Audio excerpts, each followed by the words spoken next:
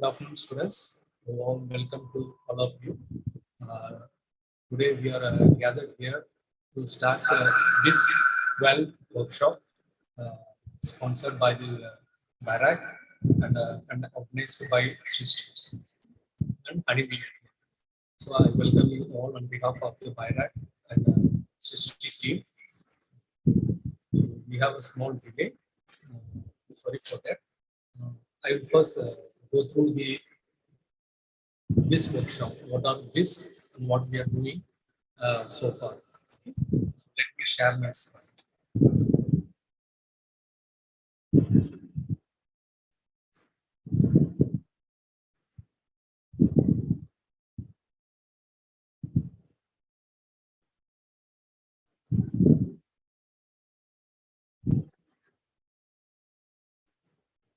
My slides are visible. Yes, sir. It's visible, sir.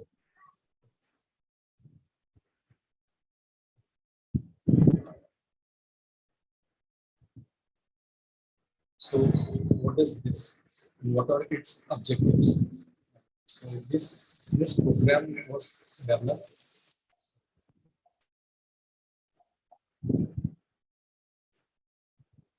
So, this program was developed to build the conceptual, technological, and operational capability of the life science undergraduate students, analyzing, characterizing, and valorizing the grassroots innovations.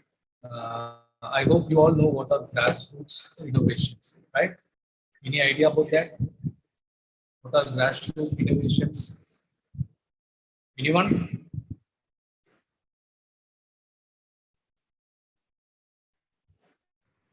Sir, these are rooted towards the traditional practices, like the conventional knowledge of our society, and targeting those problems only. So we are going to work on the grassroots innovations to validate them, add them, and then to commercialize them, to develop a product out of them. Okay. So to help students, this one of the other objectives of this is to help students to acquire the skills that will help them to translate the knowledge that grassroots people's knowledge into a possible market-friendly products or a process. Okay. It also helps to learn about the various aspects of scientific themes like phytochemicals, microbial, the using of different diagnostic tools to develop different methods that will blend, that will be used for solving the real life problems. This workshop will also help you to learn about converting an observation into a research problem. Normally, this scientific view of observation into a problem is different. So we will help you to see how to observe a problem, how to take the problem, how to do proper literature survey, prior art survey, researchers, how to look for patents and market search, and to identify the scope of research, choosing the right methodology, collecting data, analyzing and drawing valid and robust inferences. This workshop will also help you to learn how to be ethically responsible and socially accountable towards people's whose knowledge we work on, and we share with them the finding of our research.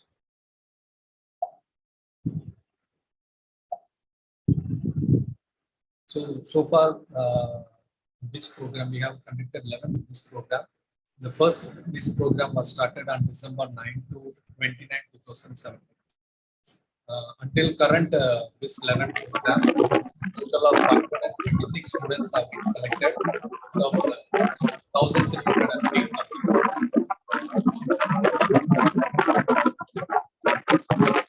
Hello. And it's been mentored by Srishti. A total number of 86 students have been awarded 1 lakh grant each to pursue their research projects that have been developed through this workshop. Currently, there are 78 projects are ongoing and 9 projects has been completed. This is a map of BIIS 1 to 9 awardees. You can find the number of students who have been selected and awarded from different states of India. These are the students of state-wise from 4 to 12. Different number of participants shows the number of participants from the different states who have joined this workshop. And coming to the number of students from the aspirational district, in the current BIS 12, we have 10 students with us who will be attending this workshop and will be preparing a few promising projects from this one. I want to share this so that you will get an idea of like what types of projects can be done, how to generate idea, how to convince an idea for the project. So, for example, development of herbal ointment formulation using aloe vera, turmeric tuberous, and Tecomilla undulata to cure udder inflammation. Udder inflammation is in cows. So, as one of the student named Junaid has worked on this project. Next one is healing the irritation caused by ectoparasites in cattle using dry leaves of Maduka longifolia, castor oil, Curcuma longa, and Pocelia cornifora. This work was done by one of these 4 participants, these 4 workshop participants, Deepika Paul. The next one is a paper-based electrochemical sensor for the detection of mastitis. Again, the mastitis is a severe inflammatory disease in cows, which causes severe economical losses to the farmer, and also the health of the cow is seriously affected. Another one study is a study of bioactive compounds and therapeutic potential of Porcelaria auriflora for curing ectoparasites on cattle.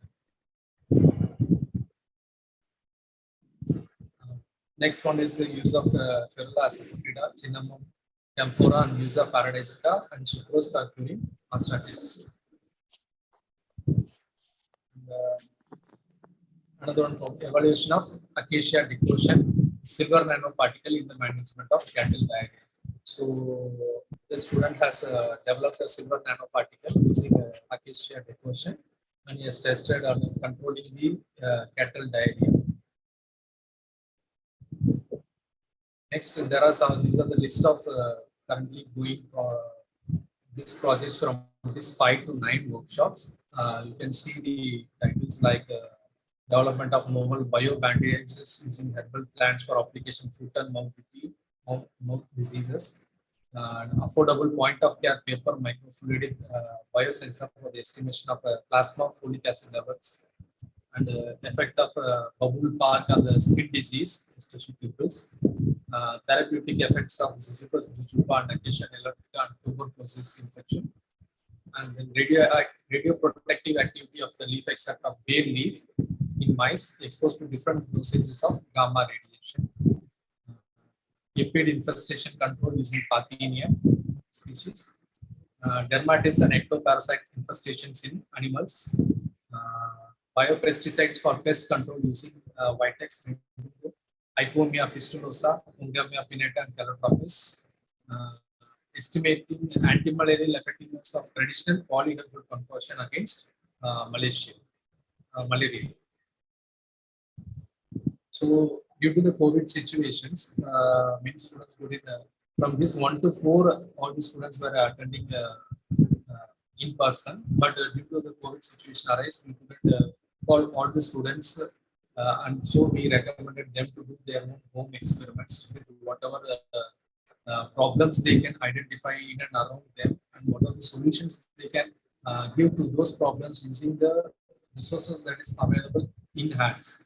So there are some few home experiments, for example. This one is a development of preparation of a disinfectants using herbal extract. The student has used 9 different plants like neem leaves, oregano leaves, lemon, clove, cinnamon, sweet flag, onion, garlic, and mint, and has prepared a concoction and have tested against different bacterial pathogens like E. coli, Staphylococcus aureus, Pseudomonas aeruginosa, and got a good result, promising result. This is a concoction, development of concoction production of fermented aromatic rice water of Manipur. The student has used the traditional knowledge which he got from his ancestors, and he has tested that knowledge, validated it through his project.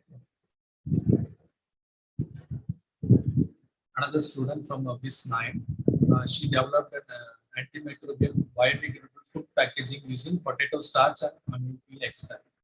You can see that the application of this peel extract, this antibiotic, this thin film coating, is able to control the preserve the vegetables, fruit from getting decayed and or getting microbial infections. It prolongs the shelf-life period of the fruits and vegetables. So another experiment from a BIIS 9 student. He was working on a homemade water filtering using dried corn cobs. Corn we normally consume in homes, right? Then I'm using the moringa, that is a drumstick. Okay, moringa sticks and vegetable, fruit peels, fruit skins. So he has developed his own water filter, which was effective to filter the water, purify the water, which you can see from the figures.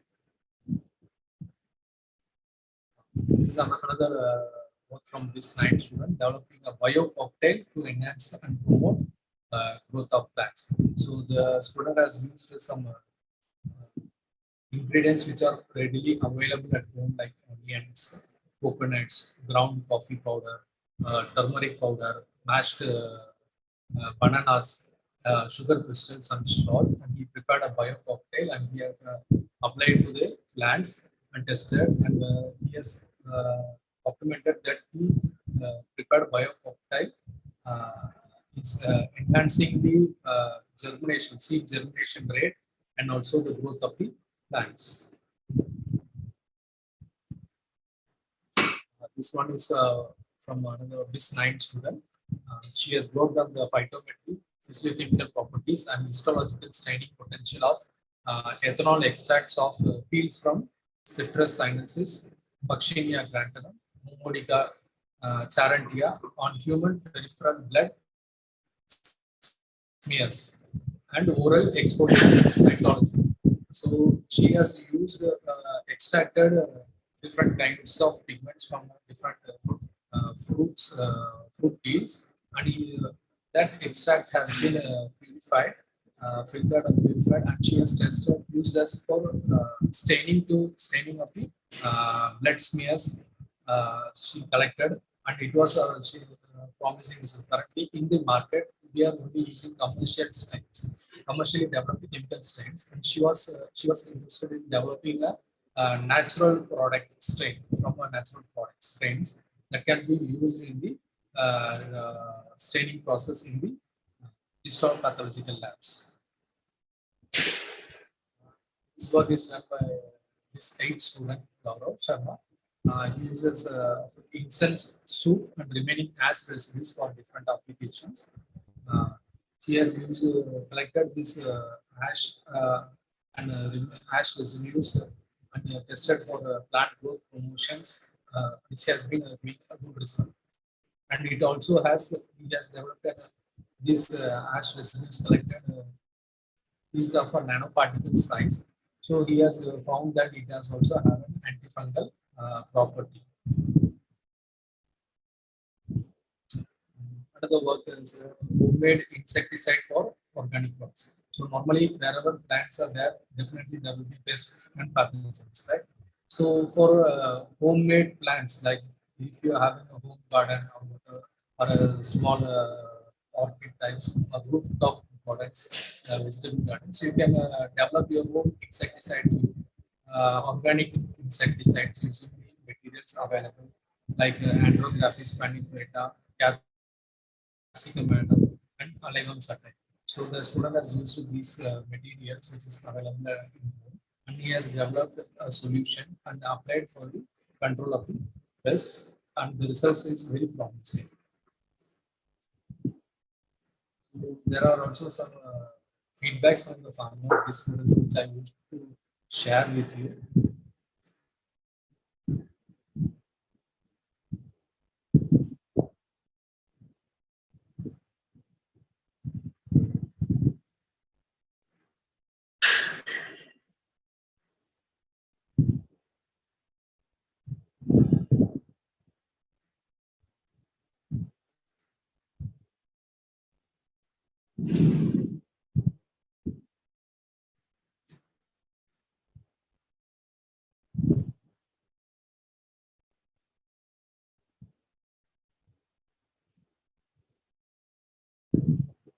thank you all.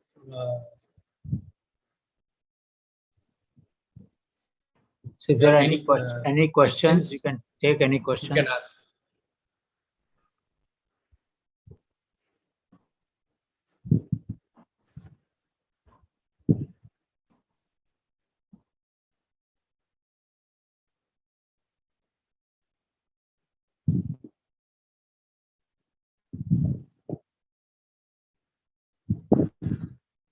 Any questions and doubts?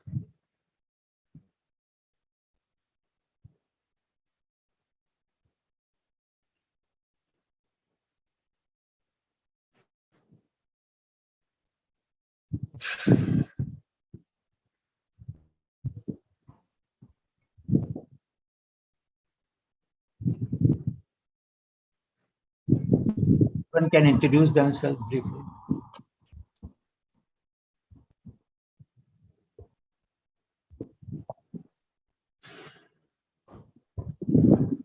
Students, if you want to introduce yourself, you can introduce yourself.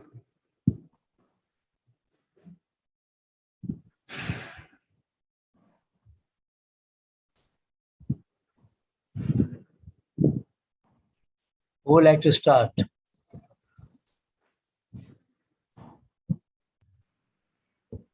Good afternoon, sir. I'm Anjali. I'm from Delhi University, and I've done my BSc in biochemistry. I've just wrapped up with my final year exams, and it was so good to see I just saw the home experiments, and it was really nice to see such primitive things being used to create such revolutionary changes. So looking forward to the workshop. Good. Hope you will do better. Next. So good evening, sir. Good afternoon. One at a time. Yes. Good evening, sir. We are Raman and Lakshman from Sethi Institute of Technology. We are doing our final. Both brothers are there. Yes, sir. Okay. Yes. So we are doing our final year undergraduation in EC branch, sir. So we are working on various research and development in medical devices. So looking forward to learn more from our workshop, sir. You are doing which subject you said?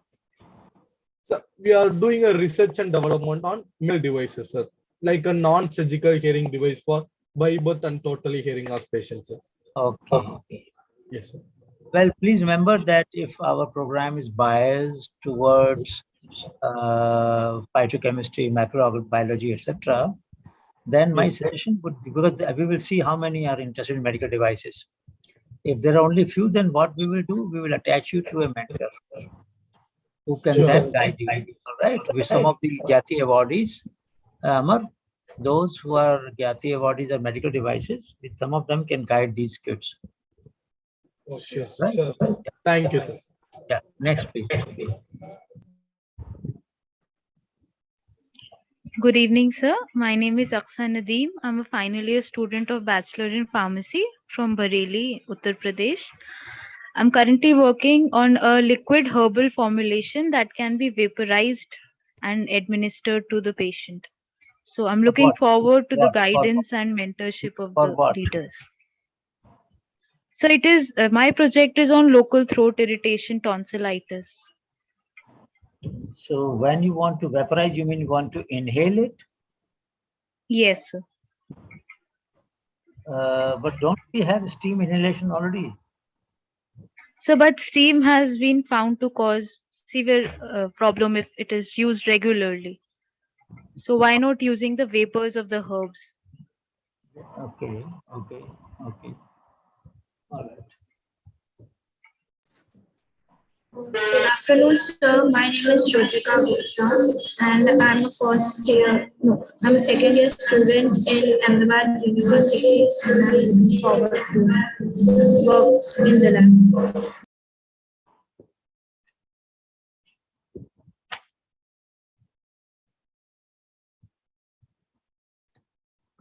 Good morning, sir.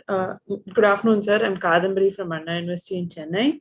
I'm working on the use of traditional medicinal plants in tuberculosis. So I think this will be a nice opportunity for me to learn more about such fields.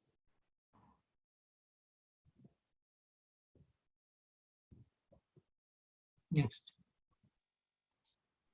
Good afternoon, sir. I am Mansi Agrawal. I am the student of third year biotechnology of MIET.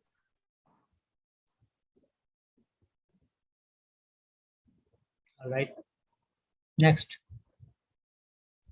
Good afternoon, sir. This is Vatsala Upadhyay from Biotechnology branch in MIT College. Actually, I am a second year student and I am working on using of McCoy for treating cancer. Using of? McCoy plant for treating cancer. Okay.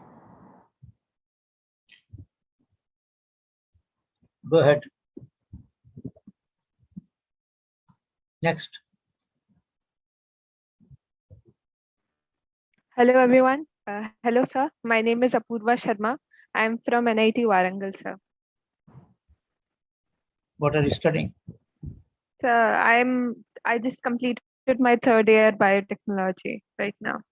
Okay. If you're asking about research project, are you? Yeah, in a way, if you are doing something.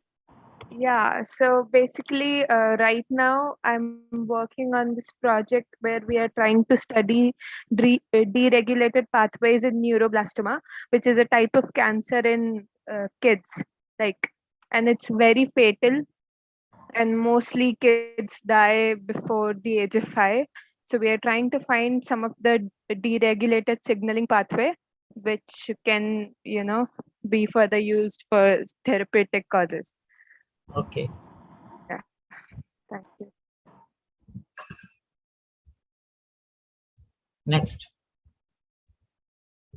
Good Atma, and I'm doing integrated MSc in life sciences. I'm from NIT Rourkela. So currently I have just started reading and a bit working on biofilm formation and about quorum sensing and the different gene metabolism in biofilm growth. So I have just started and looking forward to all of the workshops here.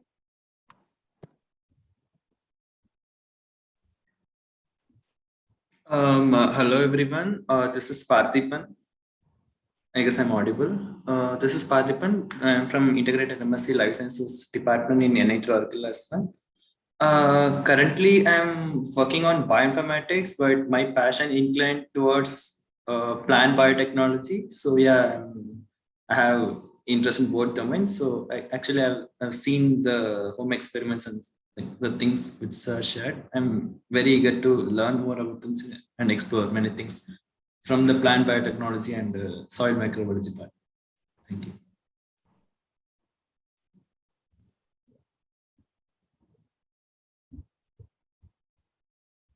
Next. Hello, sir. Good afternoon. I'm Trinankita Pal from Jadavpur University, Kolkata, and I'm currently in my second year and I'm doing pharmaceutical technology. And I don't have much experience in all these research works and all, but I'm looking forward to learn many things from this field. Next. Hello, sir. My name is Samra Hussain.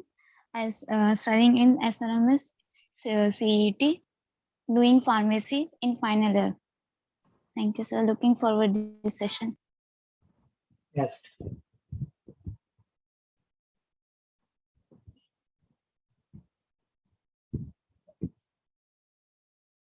Next, please. Yeah. Hi, everyone. This is Ayushi.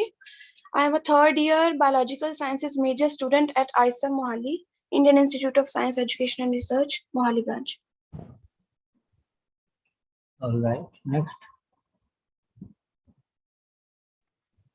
Good afternoon, sir. I'm Sarida Sabu. I'm doing my second year BSc Biotechnology in Manipal University. Next.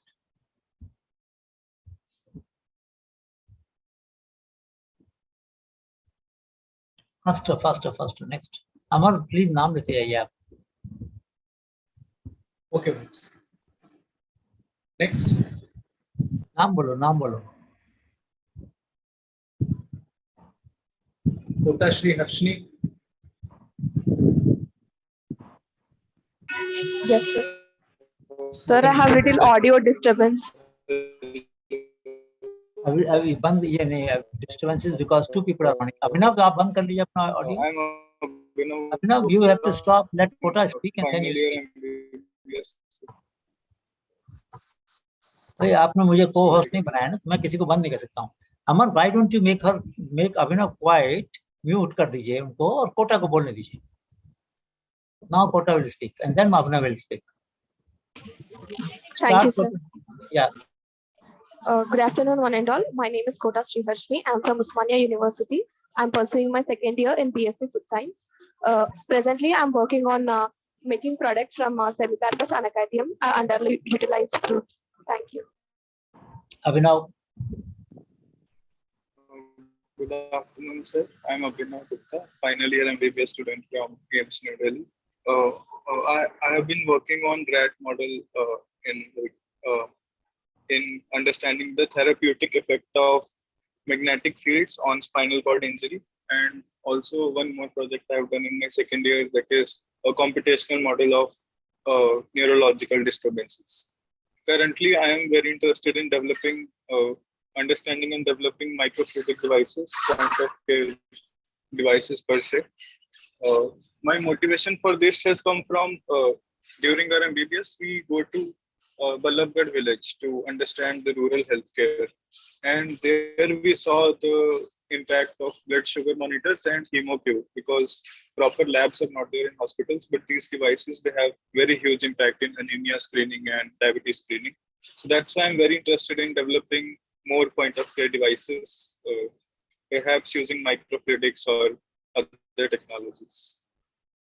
So Abhinav, you should start reviewing what are available. There are a large number of devices available, but it would be nice if you start reviewing them in any particular field that you are interested in, then start finding gaps. All right? Yes, I have been reviewing a lot. So for example, No. What I mean is, supposing you are into blood sugar, then look at all the devices that are available for blood sugar. There are different methods that they are following. Non-invasive devices I'm talking about. Some use different wavelengths, some use some other methods. So see, and then look at their limitation and then find out what could be the one that will be more robust and useful. So that will help focus your energy. Next, please.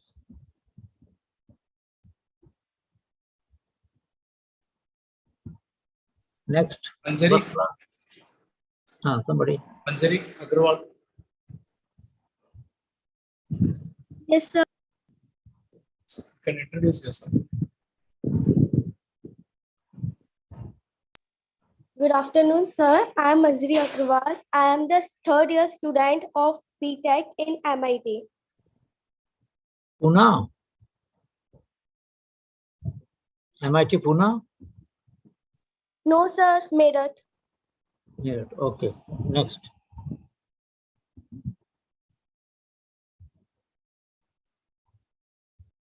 Sudhir Yadav. Hello. Good afternoon, sir. Myself, Sudhir Yadav. I am pursuing a first year student of BSc Biotech in HMT group of institution in UP.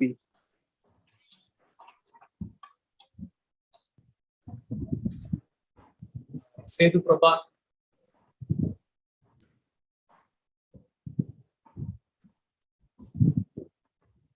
Sethu Prabha.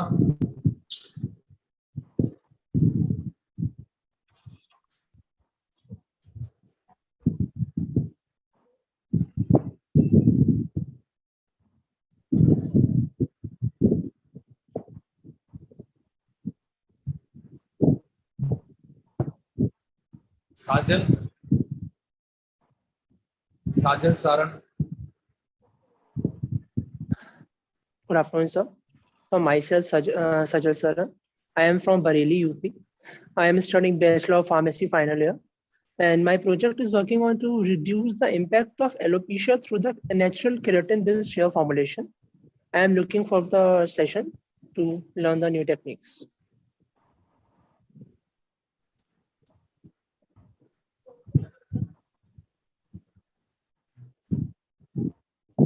Sarita Sabu. Sarita Sabu. Yes, I'm doing my BSc Biotechnology Bachelor's BSc Biotechnology in Manipal.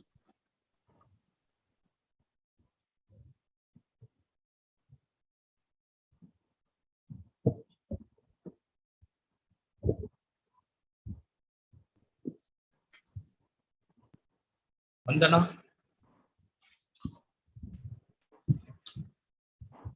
Vandana.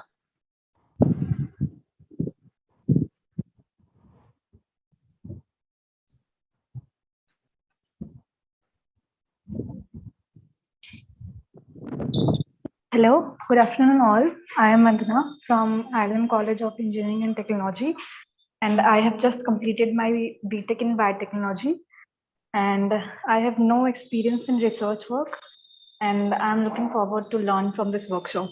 Thank you.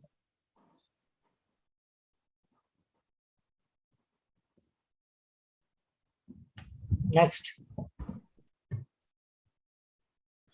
Your time बहुत limited है. You're not realizing the value of time. Pooja, Sajal. Pooja, have you spoken? Yeah, I have spoken, sir. Sajal sir. Pooja. Pooja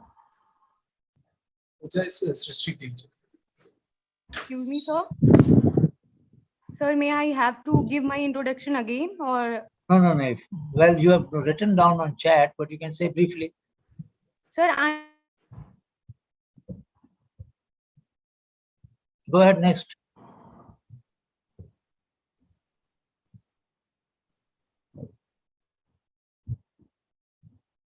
Amar, please call next person. Most of them has come. Call next. Sneha. Next.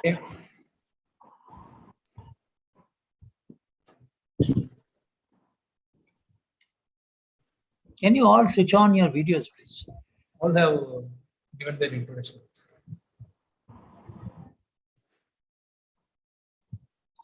Please switch on your Please switch on your videos. Because during the online days, many of you have perfected the art of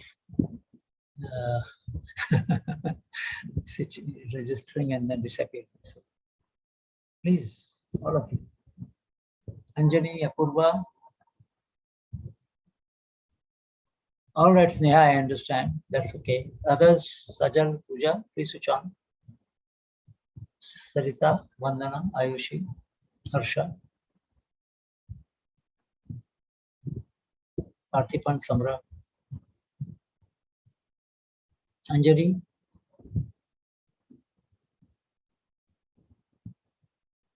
Pooja, Soni. Pooja is not there? There. Yes, sir. Harsha. Harsha.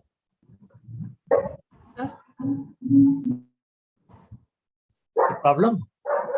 Okay, we can understand. Apoorva, Manjari. All right, Vandana, that's fine. Manjari. समरा बंद क्यों कर दिया आपने video अपना खुला रखिए. हाँ, मंजरी, सेतु Prabha, Swati, Swati,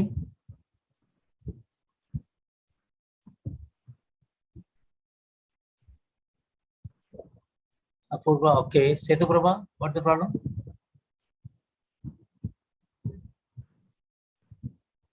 Setu Prabha.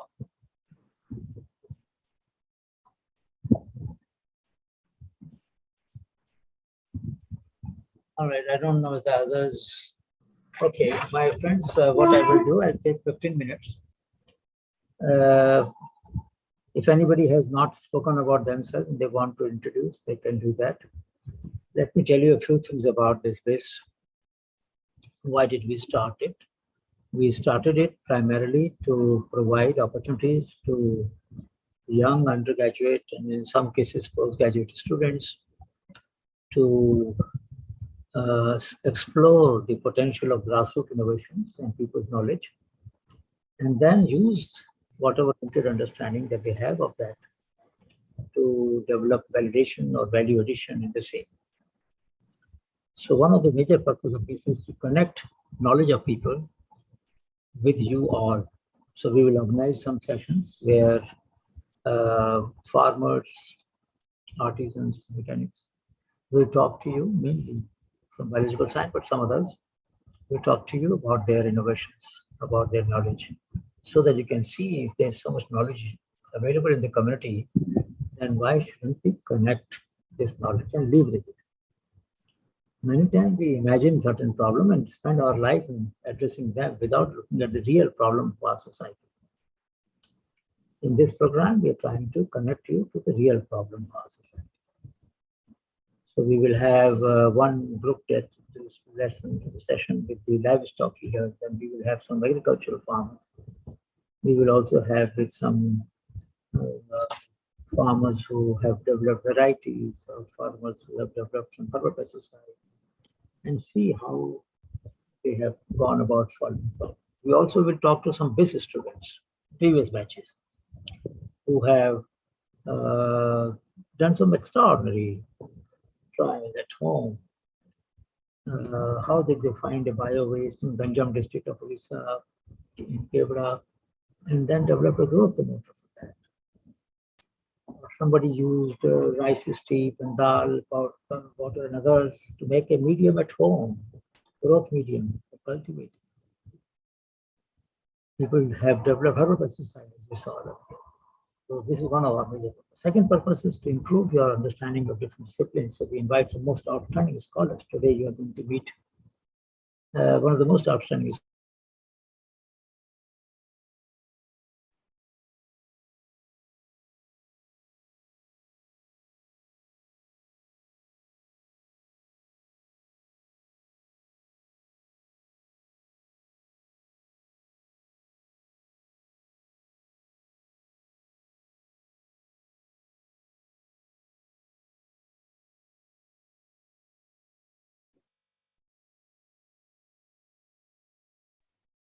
Hello, sir. I think your voice is stuck, sir. So you're not audible. Voice is.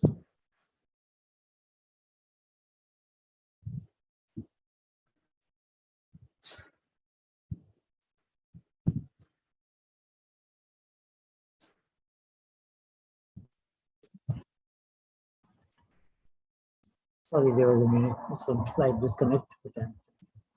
All of you back now. So we will discuss.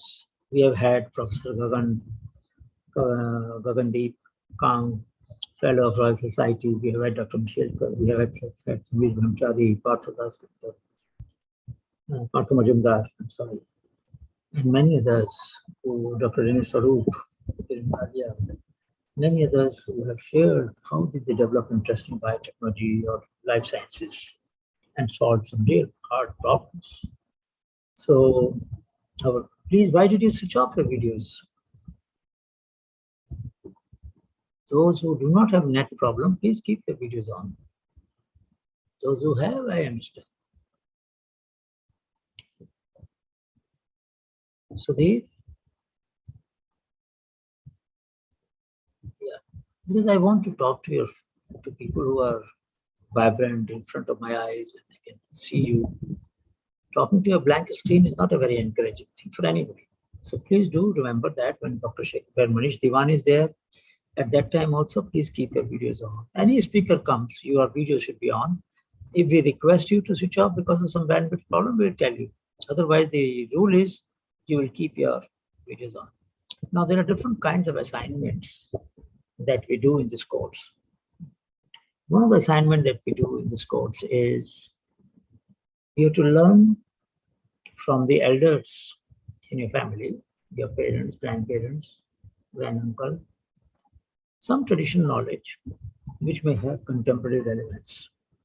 Each one of you will learn some knowledge, some practices, some insights from about human, about animal, about plant, about agriculture, about any aspect of life, mainly biological, from your elderly people in the family, grandparents, grandaunt, or your neighbors. Second thing is you will also try to document something that you learn from lab attendants, driver, gardener in your institution.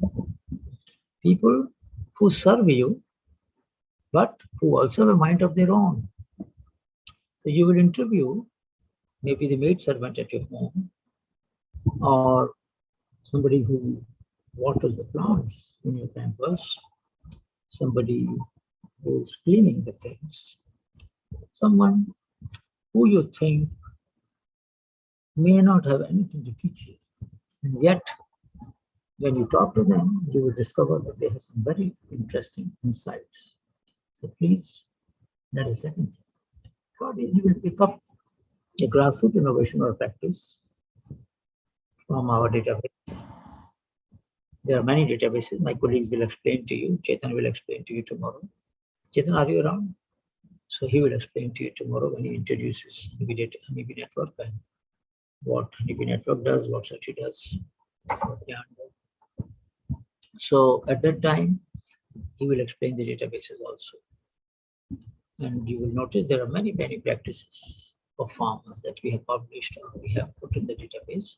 You can choose any one and do a little literature review of depending upon your interest, and maybe develop a research project on that. The proposals, final proposals, we would wish should have some connection with the societal need, and if possible with grassroots knowledge system. They should have direct and possible impact on the grassroots. Now, if you want to work on a transgenic, this is not the forum. If you want to work on some pathway, that is all right for your degree program. We have nothing to say against that. But in this program, we want to do some translational work. That means something that translates scientific concept into practice. We would also wish that you will comment on each other's proposal, each other's assignment. Everything will be shared with everybody. So you will have all of this. And my colleague will summarize everything that I am saying and send you a summary of what kind of assignments you will do. They don't have to be too long, but still it will be useful to sharpen our skills. As you know that we expect some of you to become entrepreneurs. So we'll also arrange your interaction with some of the young entrepreneurs who have set up their own companies, just to inspire you and to explain to you that it is possible. Last year, we had a student from Agriculture University of Jaipur, who was a second-year student when he got Gyati Appreciation, Ghanaian Young Technological Innovation Award that we give. In life sciences, we give 15 lakh rupees to 15 students. In non-life sciences, we don't have money, but we still give the appreciation.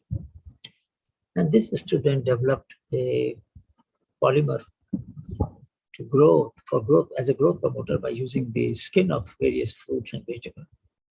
He went to Japan. He was selected from 30 countries. And last year he had called up from Japan, where he has set up a company because they found this growth promoter very effective.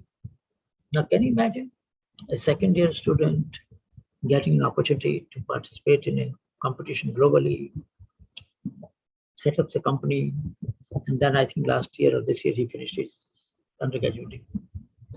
So we would be very happy if some of you would also think of setting up your companies. We have an incubator. My colleagues will explain to you BioNest incubator. You can convert your ideas into enterprise in our incubator. As you might know, that 10 of you are supposed to get 1 lakh each. And these projects will be selected on the basis of their social relevance, from their grassroots connectivity, and of course, how well have you framed them. And your capabilities should be matching the challenge that is there in the proposal. Some of you can come to our lab and complete your proposal here. Some of you might like to do it in your own lab. That's up to you. But we will provide that opportunity to all of you to come here. Now, to show you some examples of connection between what we are doing and how it can leverage the knowledge of the people, which was talked also in the media. Some of you might have read it in the paper. So many years ago, there was a whitewash going on at my home in IMA campus. where I was teaching 36 years. And a laborer got his hand. So I said, let me bring some tube, some ointment. He said, no, no, sir, give me 1 minute. He went out, came back, and the blood had stopped. What do you think he must have applied? Any idea? Any guess? Mustard oil. Now, let me give a clue. We were having cleaning of the house because whitewash was to go on. Anybody else? No, this is a clue.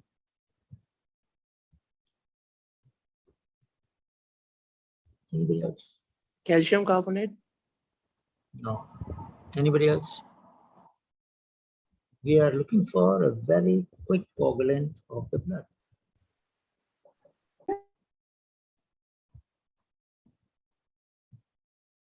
Quick. Which I learned from a whitewash worker. Say quick lime. Huh? Quick lime. Quick? So the one we use for whitewashing, like quick lime. Lime, no, not lime. Anything else?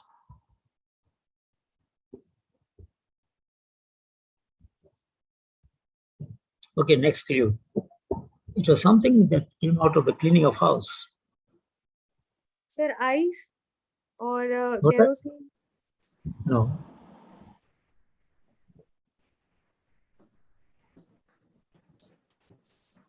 Sir, baking soda.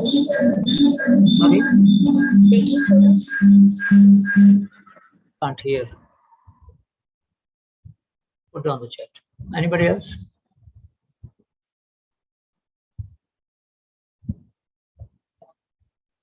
No. Anything else? I gave a clue. Second clue was it came out something from the cleaning of the house.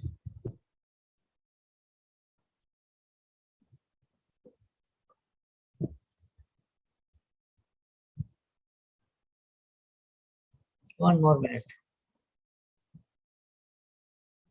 Sir, paste of turmeric or something? Huh? Paste of turmeric.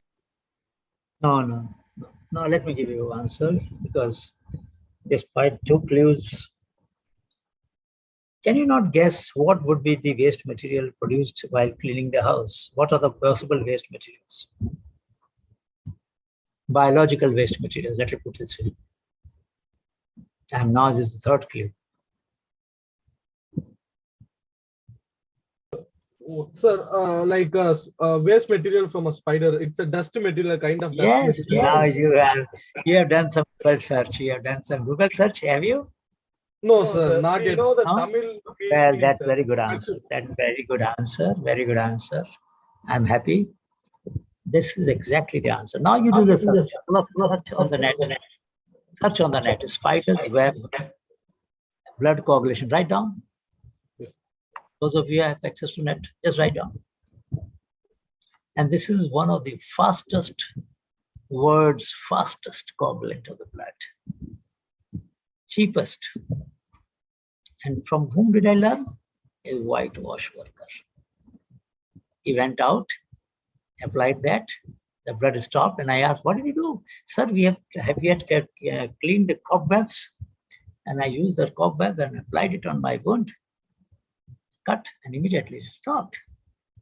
Then in our lab, we made a cell line of the salivary gland cells of the spider, because we didn't want to kill the spider every day. And then we extracted protein out of that and showed how it has the blood coagulant property. And there are papers published. Did you find papers?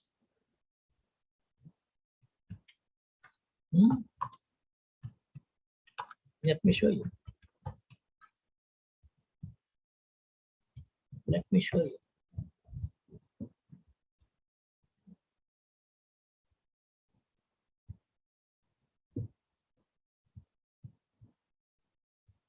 Can you see that? Even in the ancient Greece and Rome, spider web were used to make bandages for their patients way back 3,000 years ago. And look at the research paper now. European Union neutrophil spiderweb aid blood clot formation. Spiderweb has stopped bleeding. Some people believe they're not sanitary, but they are very clean. Web of poor blue toxicity, failure. Spiderweb can be used for blood clot fiber. Blood clot fibers are very good. So there are so many papers on spider's web for blood formation. You can do advanced research, very high quality research from very common materials available at the backyard, in the house. So don't feel handicapped. Never ever say that we don't have a good lab in our college. We don't have a good lab in our neighborhood. How can I do research? How can I publish papers? How can I prove something useful? You can. You can. You can. And I would very much wish that you overcome all constraints and try to use that and try to solve the real life problem. I'll ask another question. Are you all ready?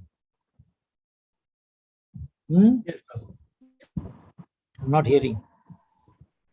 Are you all Yes, ready? sir. Yes, sir. All right. Okay. Now, many you have heard about microbial inoculation, correct? So some farmers take the soil from the healthy plants at the base of the healthy plants, say lemon plants, and put it at the base of the plant which have disease. What are they doing? What would be possible mode of action? Why would it work? It's a published practice in Honeybee, and our colleague Ramesh has used it in his own farm. What could be the possible causal root, causal mechanism?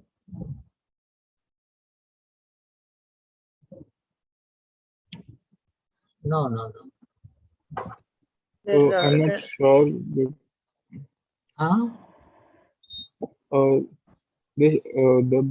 Some bacteria in the healthy plant, it will competitively inhibit the pathological bacteria in the diseased plant. That is one possibility. What else could be the pathways? Think of it. That's one, yes. What else could be the way?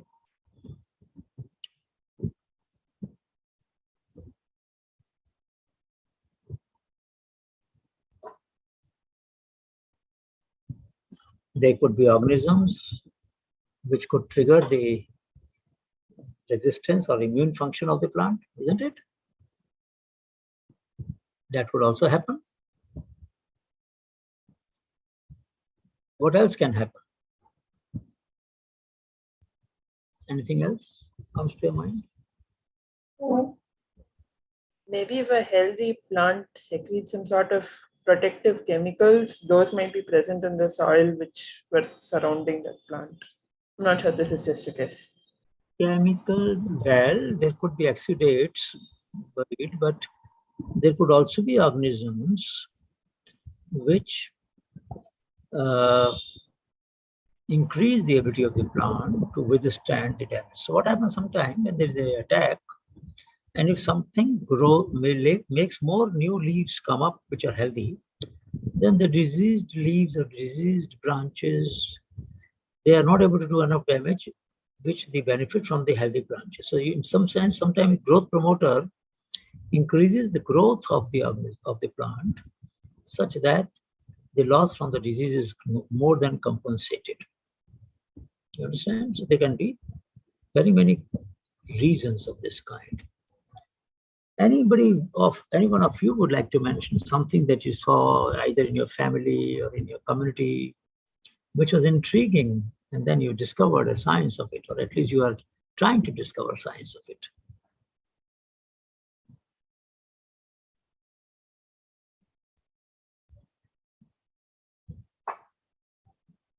You have all observed, you have had curd at your home, isn't it?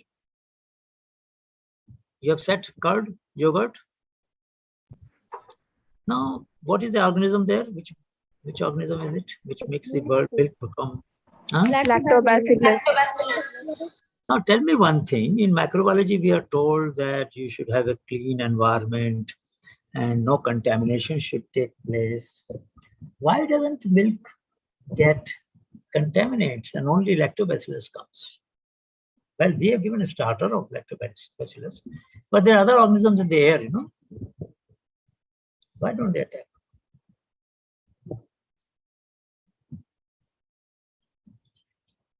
Is it a valid question? Again, probably because lactobacillus will inhibit growth of other bacteria. This is the question that you should have all asked yourself, isn't it? That in an open air environment, I'm giving an inoculation in milk, which is a very good base for allowing various kinds of bacteria to spoil it. Instead of getting spoiled in open air, it becomes yogurt. Single organism, no contamination. Isn't it a question worth asking? I think they secrete bacteriocins which inhibit other microorganisms. Could be, but you should check up. You should find out, because the milk, there is also a mishti dahi, you know, in Bengal. So that is not acidic. Correct? They can also be sweet. Not all yogurt is sweet, but it's acidic. So in open air, what does lactobacillus do in our gut?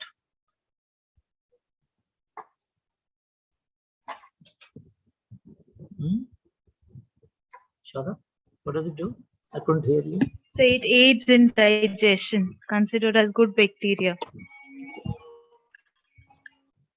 And it neutralizes the bad one. Right? The reason I'm asking this question, sometimes, you know, somebody's starter does it sets very good yogurt, and sometimes it doesn't set properly.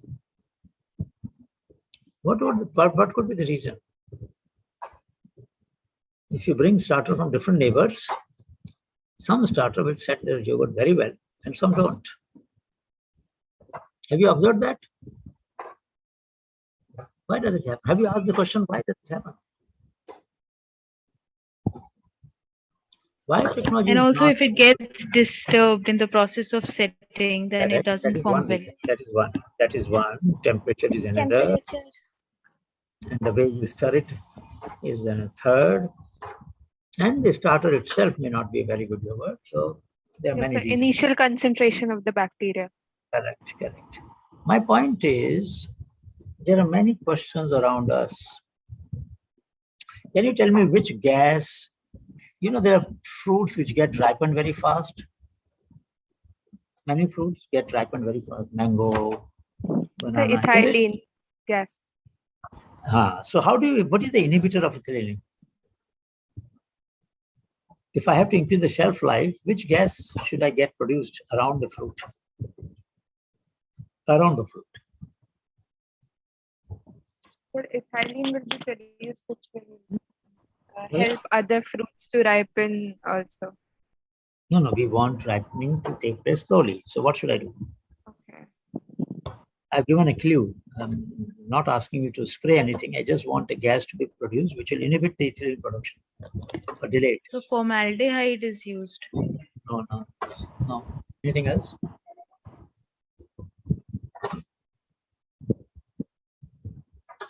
Parnaj, this is an assignment. Just to take home expression. Please try to find out which gas can be produced at very low cost in situ. In situ means where our fruits are, and inhibit the production of ethylene and increase the shelf life. NIPGR, and National Institute of Plant Genetic Resources, NIPGR. A scientist from there shared a technology of 1 rupee per day cost for a quintal of fruits at Startup Expo of Biotech Startup Expo, which Bharat had organized. Hello. So and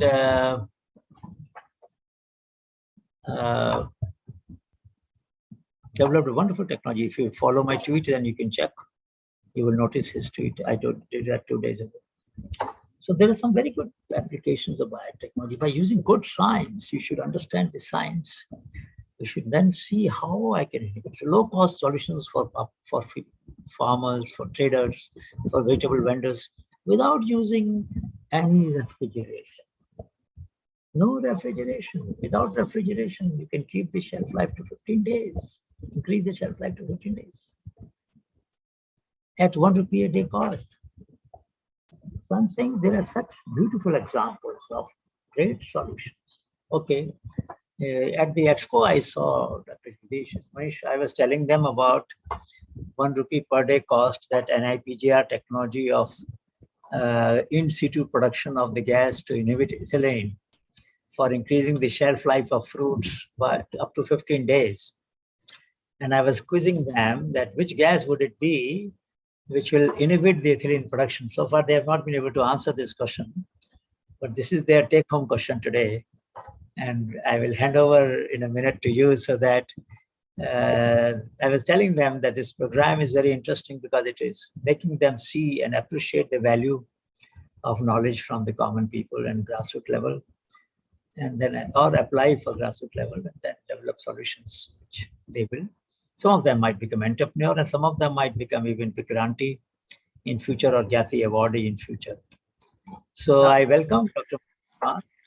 head of the SPET. He actually is the architect of the entire value chain that BIRAC has, from almost children practically to doctoral and postdoctoral scholars and entrepreneurs up to 50 lakhs. And Shilpi will explain to you tomorrow all these schemes. I'll not get into that. But to conceive all of them, to get them operationalized, make them easily available. I mean, in last 10 years, the progress that BIRAC has done has become a point of attraction for the whole country. And Prime Minister was so happy that he, the DBT secretary was telling me that when he went back to his office after visiting the expo, he told everybody in his office, go and see that. So a lot of officers from Prime Minister's office were asked to go to the expo and look at the whole energy that these startups had produced there and brought there.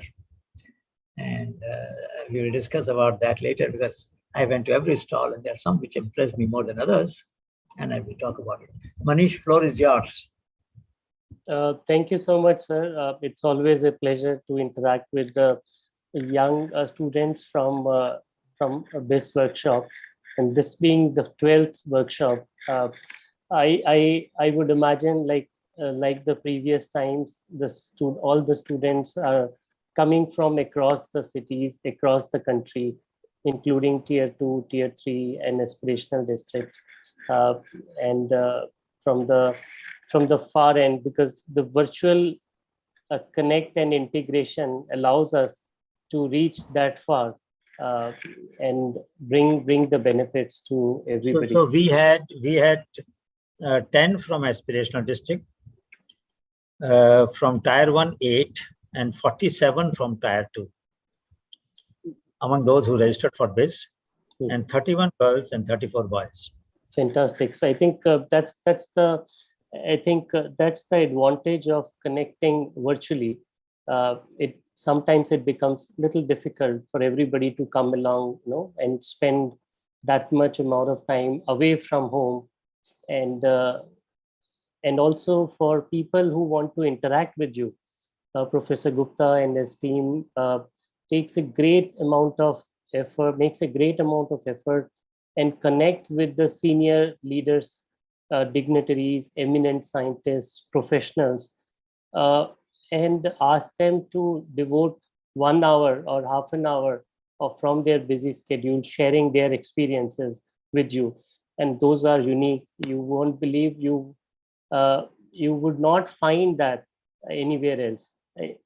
Just because Professor Gupta is hosting this particular exercise, they oblige because he can reach out to them and they can then spare the quality moments from their schedule with you. Did anyone of you could get a chance to visit Pragati Medan during the Biotech Startup Expo that just concluded 9th and 10th of this month? Probably not, but maybe some things like this you try not to miss out, because those are places where you can actually get a more holistic outlay, even if you don't relate to every aspect, but you can get a gist of what's happening in the ecosystem.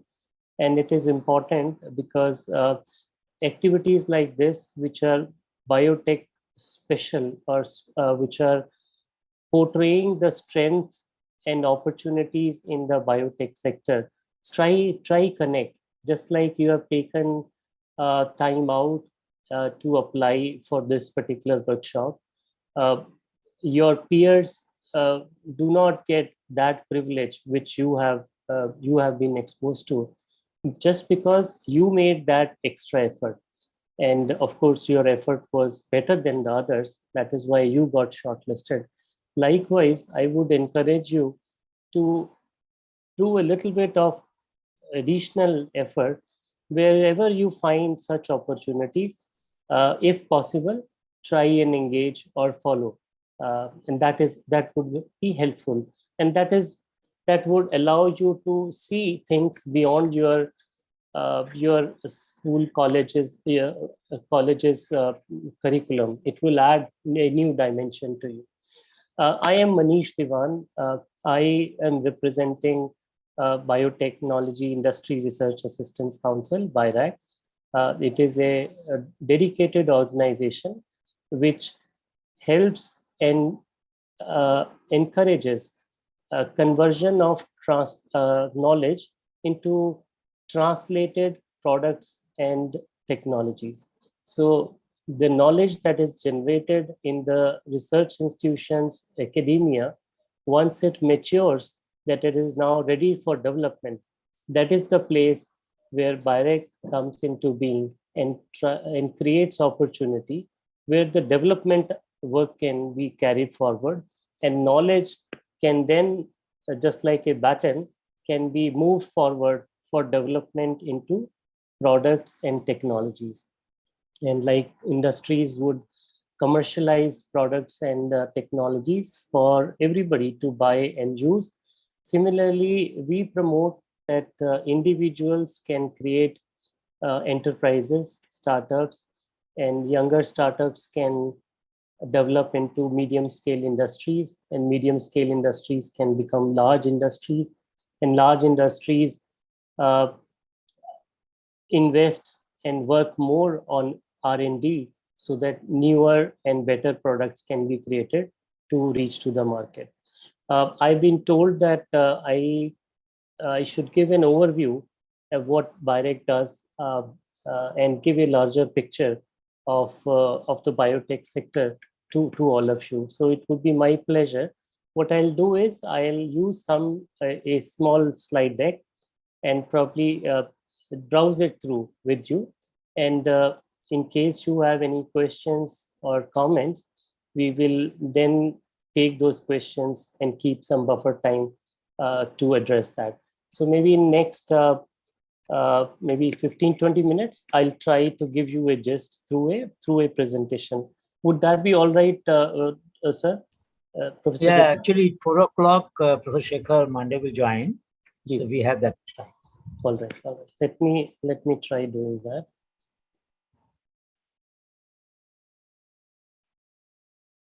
So if any one of you can tell me when my slides are visible, that yes, would they are. be Yes. all right. Fantastic. So I'll use this slide deck to give you an overview regarding the biotech sector as a whole. I personally lead the startup in the biotech sector and Make in India, which are national missions for the biotech sector within the BIRAC. This is in a snapshot what BIRAC is. as I told earlier, it is a not-for-profit organization that works with individuals, startups, as well as industries of various level, SMEs, as well as large industries, to help promote new innovations that can convert into products, technologies that are globally competent, but are affordable and can address the societal unmet need. The biotech sector is pretty spread out, because biotechnology, as you know better, it is interdisciplinary and connects lives at various aspects. For example, healthcare sector, which includes drugs, vaccines, like wellness products, nutrition, immunity boosters. There are preventive devices, preventive therapeutic diagnostics. There are industrial biotech solutions which can improve the production, which can use newer, cleaner technologies, reducing the carbon footprint, reducing pollution. In the agri-tech sector, you can envisage both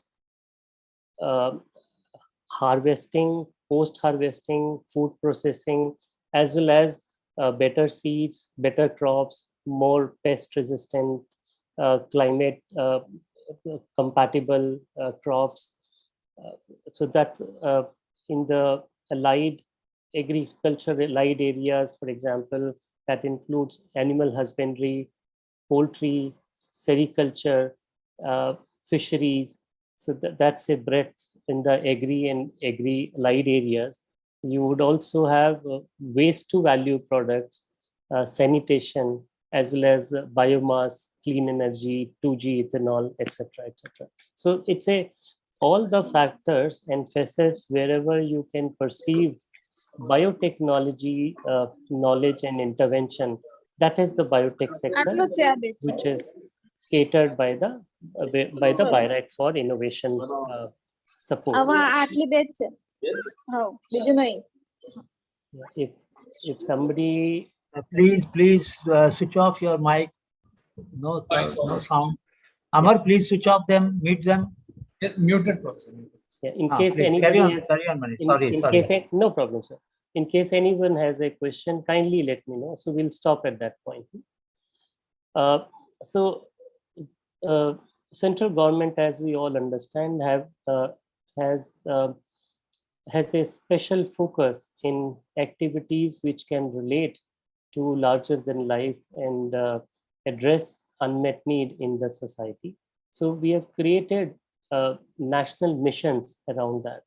Startup India, Make in India are national missions to promote and support both innovation as well as innovative products. Once they are created, they can also get into large scale manufacturing so that it gets disseminated in the ecosystem, and both for India as well as products that have been created in India that can be shared to outside India, addressing the similar unmet needs. So there are quite a few national missions that BIRAC supports and promotes through its endeavor. This is a very BIRAC has completed 10 years. If you know, BIRAC was created in 2012, and this is 2022. The Biotech Expo, Startup Expo, that just got concluded. So that was done on the occasion of 10th anniversary of BIRAC. So if we compare our ecosystem, which was there before BIRAC had came into being in 2012, so we had a smaller number of startups in the country, very few specialized incubation centers which could cater these innovations growth. The number of products were also very few, which were generated by the startups, and related to that, the technology, the patent filing or intellectual property creation was also very limited. In last 10 years, we've seen a substantial change in all these parameters. We see today there are about 60,000 plus startups in our country. And India is known as the third largest nation home to the startups in the world. India has 5,300 plus biotech startups as of today. There are specialized incubation centers who can cater to innovations related to biotechnology, and that breadth has gone to about 100 plus. So 74 of them have been supported directly by BIIS. Likewise, the innovators, incubatees, and startups associated with this ecosystem, they have created a lot of outcome that is now can be traced, and this is tangible. If you look at a e-portal that we have just announced and created, it's called www.biotechinnovations.com. So I will write down on the chat box, or maybe if Srishti team can write down on the chat box. This is now available for anybody to visit and access.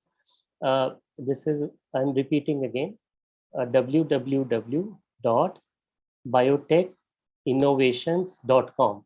So there are 750 biotech solutions that have been listed in this e-portal, and that have emerged out of the efforts of biotech startups. I would encourage all of you to kindly have a look at that when you find time. So the biotech ecosystem is growing, and it is poised to grow even further as we move along. What BIIS does is, BIIS supports right from the ideation level, and that idea can be created or proposed by individuals like you, individuals who are technically more trained, for example, PhD students, post-PhD, postdocs, scientists, professors, people even who have finished their employment, like retired people or people from corporate side after doing and working in the industry. They can also come and reach to BIIS. So likewise, BIIS supports from the ideation level to proof of concept, from proof of concept to validations and development, and even marketing through various funding schemes, hand-holding, access to incubation centers, technical, business, legal, IT, mentorship, and creating opportunities for the national and international level. So if you look at India's map on the left, these are the incubation centers BIIS has supported across the country. And individual startups utilize such common access laboratory facilities to build their ideas into products and technologies for commercialization. This is, as I was saying, there are about 60,000 plus startups in the country. This is put together, all sectors. So you can see some of these clusters have more higher activity in certain geographical areas, but this is now getting spread across the country. And some are mature clusters, some clusters are still emerging and evolving. Our intent is that we cover up the entire India population so that the talent can utilize and access to opportunities next doors rather than moving around and relocating. This is the kind of infrastructure that is created in an incubation center, which is supporting the biotech endeavors.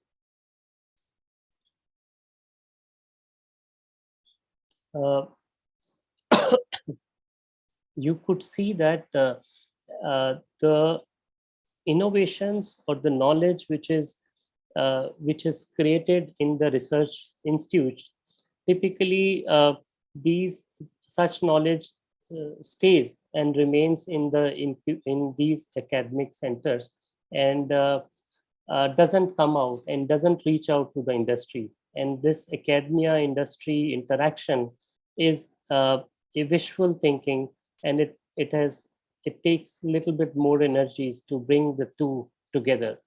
The startup is one interface that has, in fact, connected the two arms, the industry arm and the research and academia arm, to convert these knowledge innovation into an outcome-oriented product and technology.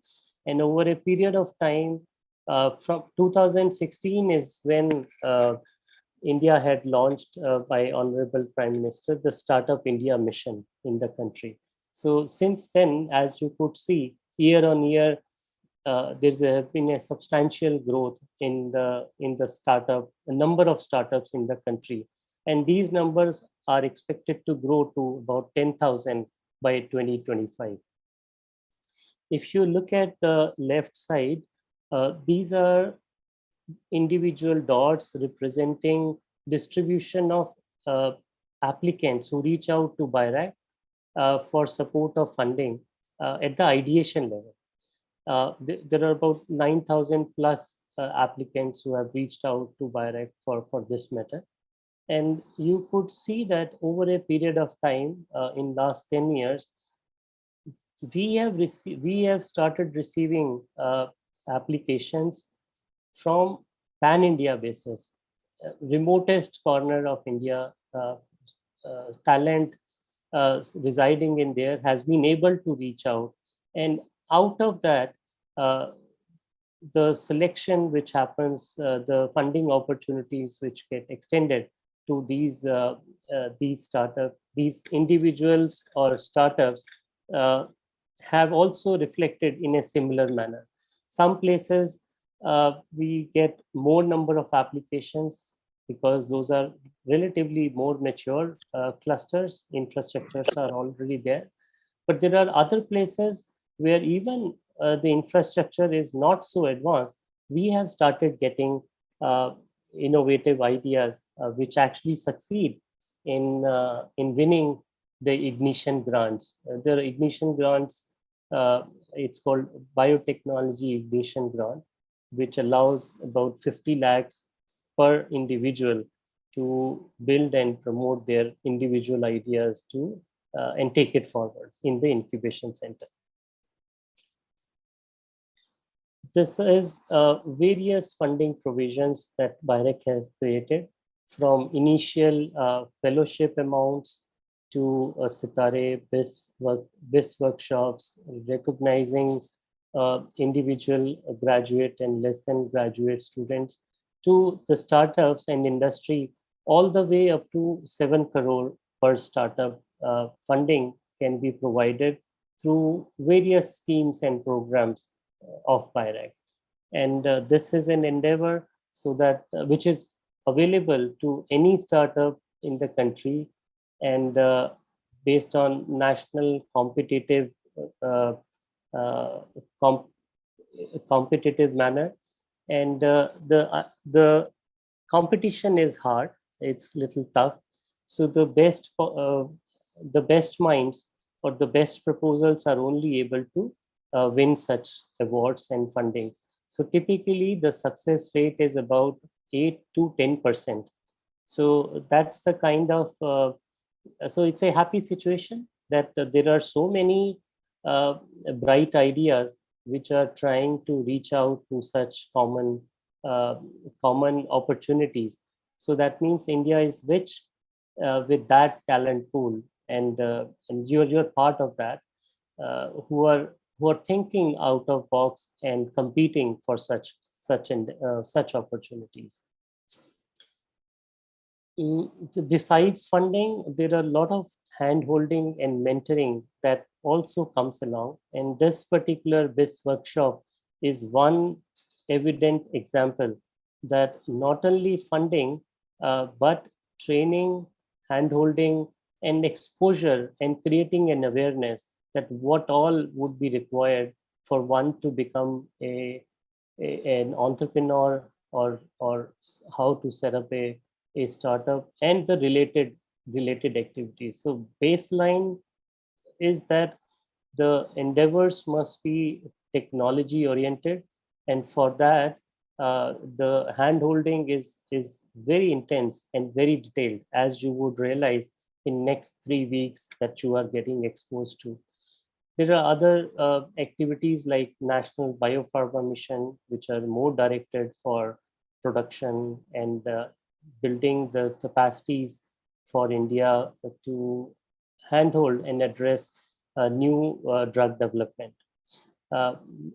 All of us visualize and experience the COVID circumstances. India was proud to deliver 4 vaccines which were indigenous, made in India or manufactured in India, and could cover vaccination for the entire population, unlike many countries who were dependent on imports, and many countries who could not afford remained unvaccinated, unprotected. But India could cover all of them just because we have a mature ecosystem in the country where such innovations have been created by startups as well as large companies, and together with this ecosystem strength, we were able to address the challenges of this pandemic. And actually it has prepared us to also undertake challenges that might be forthcoming in future, whenever such a circumstance evolve.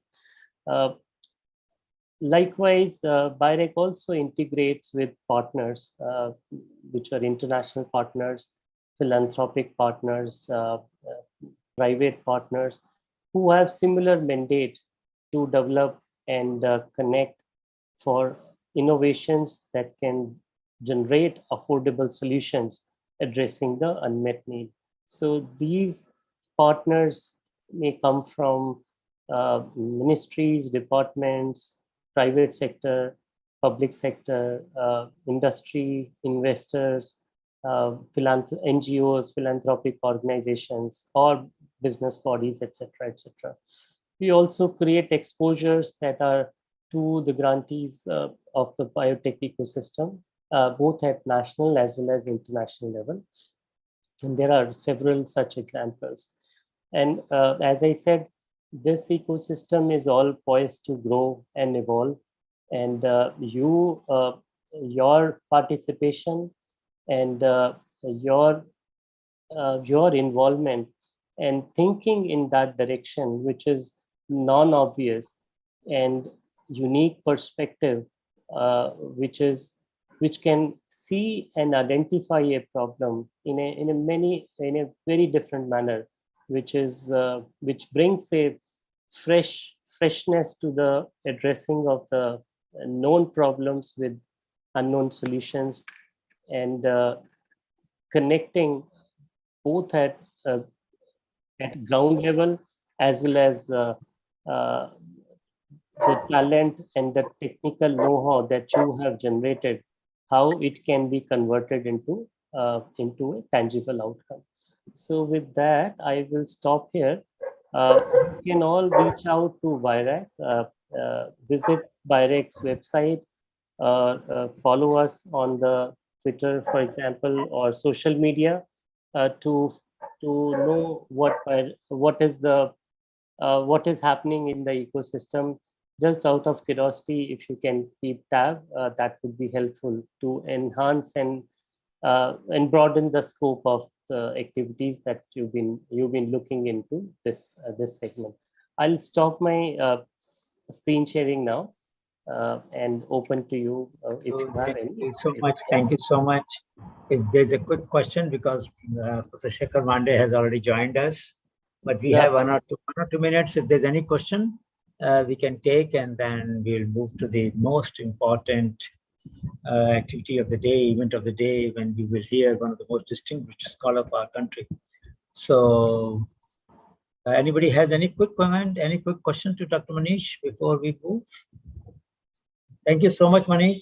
I'm sure they are still absorbing. This is their first day, so it'll take them time to absorb all the energy that you are bringing in. But perfectly fine, sir. Good afternoon. I'm sure we will get you back when they have done some thinking on the projects and other areas. So thank you, Mr. Shekhar, very much welcome. I'll put you on the speaker mode if you will like. So you can unmute yourself, Shekhar, so that and your video will be visible to everybody. Friends, we have a great pleasure in welcoming. Let me just see, why is he not coming on the screen? I've unmuted myself. Yeah, I can see Dr. Shekhar. Yes. Good afternoon. Yes. So friends, we have a very distinguished scholar with us, a very distinguished science administrator. But above all, the one aspect which I wanted to highlight in my introduction today was his adventurous spirit. I've seen his tweets from some old fort or some mountains or some valleys, some forests, some rivers, because I think he's one among those few scientists who believe that if you want your imagination to remain unconstrained, then you need to maximize uncertainty by going to places that you don't know, you have never been, and be with the nature. So Shekhar, I admire your spirit of being with nature and also old monuments. I see that you have a special interest in discovering history, and possibly because of that, you have also great interest in building upon the knowledge traditions of our country. How can the great traditions of learning and sharing that our society has evolved over the years can be leveraged to make India a more developed and progressive society? Dr. Shekhar Mande has received numerous awards. One amongst those was Shanti Bhatnagar Award, which is given to the young scientist. First award he got was in '99, and then he has got awards every year. The last one was in 2020, the award. So there is no limit to what various awards that he has got. But I think the energy that he brought in the CSIR, Council of Scientific and Industrial Research, whosoever I meet in CSIR, I met yesterday IP director, and everybody admires the openness and energy that he brought in. So friends, we are going to hear the journey of Dr. Shekhar Mande, who not only will inspire us all, but will also provide hopefully some clues about how to kindle the curiosity which makes some most compassionate and caring connections in our life. So Shekhar, floor is yours. Thank you, Anil Bhai, so very much. I gather most of the students are BSc and MSc students. Yes, and they are from medical science, they are from biotechnology, they are from engineering, they are from ISER, they are from all kinds of college. So I can give you an idea that 8 are from aspiration, 10 are from aspirational district, 8 are from tier 1, and all the rest, about 37, are from tier 2 places. So most of them come from hinterland of the country. Thank you so much. I don't think I would speak about myself. I'm not very comfortable talking about myself. But what I will probably try to do is how we have seen society develop around ourselves as we grew up. All of us, and Anil Bhai will agree with me with most of this, and the challenges that have been faced by the society from time to time, and how science has helped in solving those challenges. I'm so glad that you mentioned about aspirational district. If I happen to forget, please remind me at the end about the scientific solutions that can be brought to aspirational districts, so that we can really lift the level of people and the general affluence in every corner of our society. And science indeed has that particular power to do that. So what I want to do is essentially trace our times. But before I come to our times, I would like everyone to be reminded that India has always been a society, a culture that has been very fond of its heritage, that has been fond of the development that have taken place here, including science and technology. And in every possible corner of the country, we see great many examples of innovation that people have done. And who else but Professor Anil Gupta to tell you about all the innovations that happen at a grassroots level in different parts of the country. He really has done a phenomenal work over the last 30, 35, 40 years in trying to catalog all the grassroots innovations that happen in the country. So, as I said, Indian society has always been very proud of its heritage. And in fact, to give you examples, for example, in the regions of Tamil Nadu, when the British came in roughly about 18th century, the productivity of rice in that region it matched today's highest productivity of rice per hectare that is done in Japan and China, parts of the region.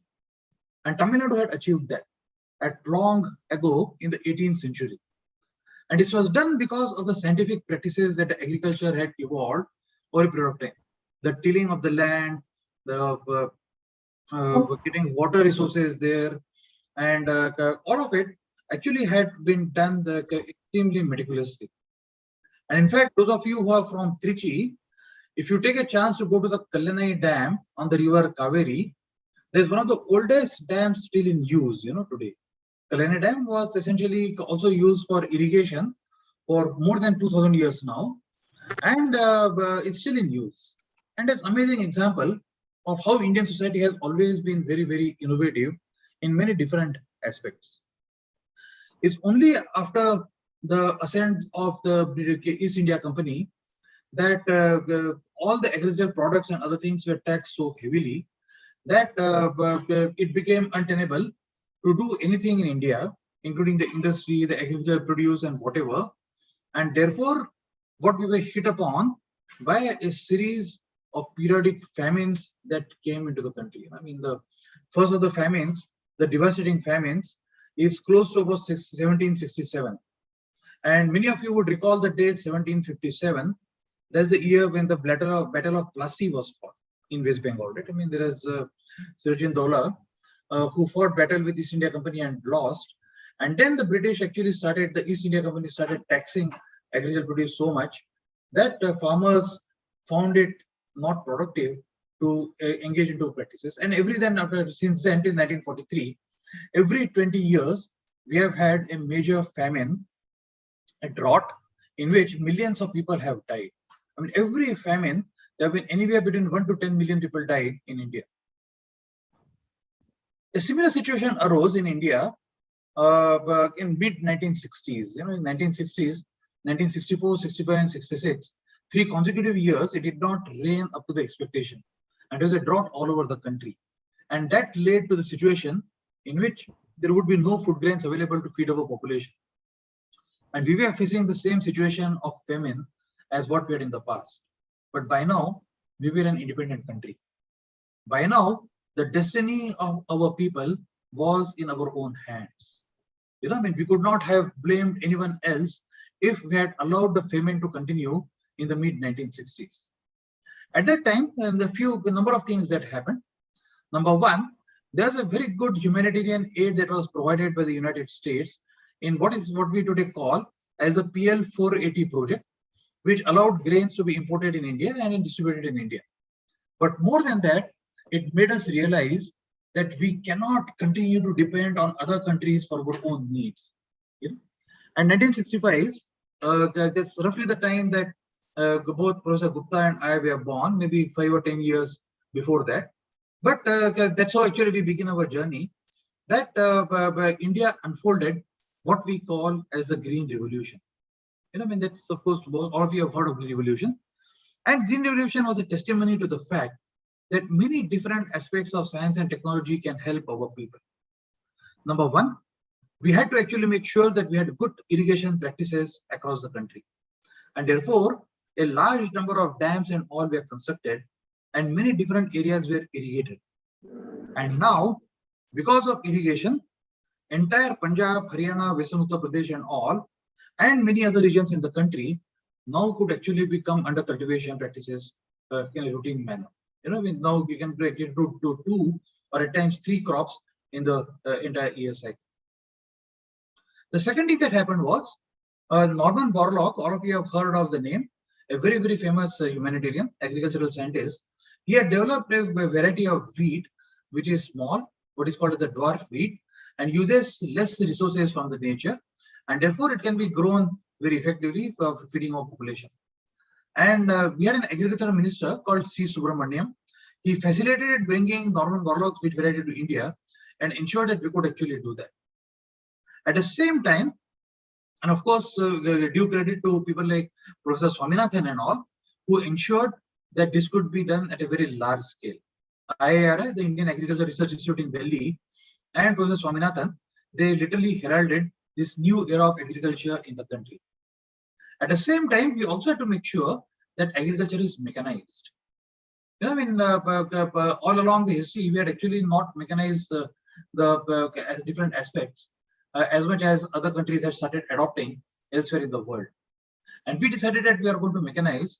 And first, they rolled out a tractor from a CSIR laboratory from Durgapur, the Central Mechanical Engineering Research Institute, what is actually called as the Swaraj tractor.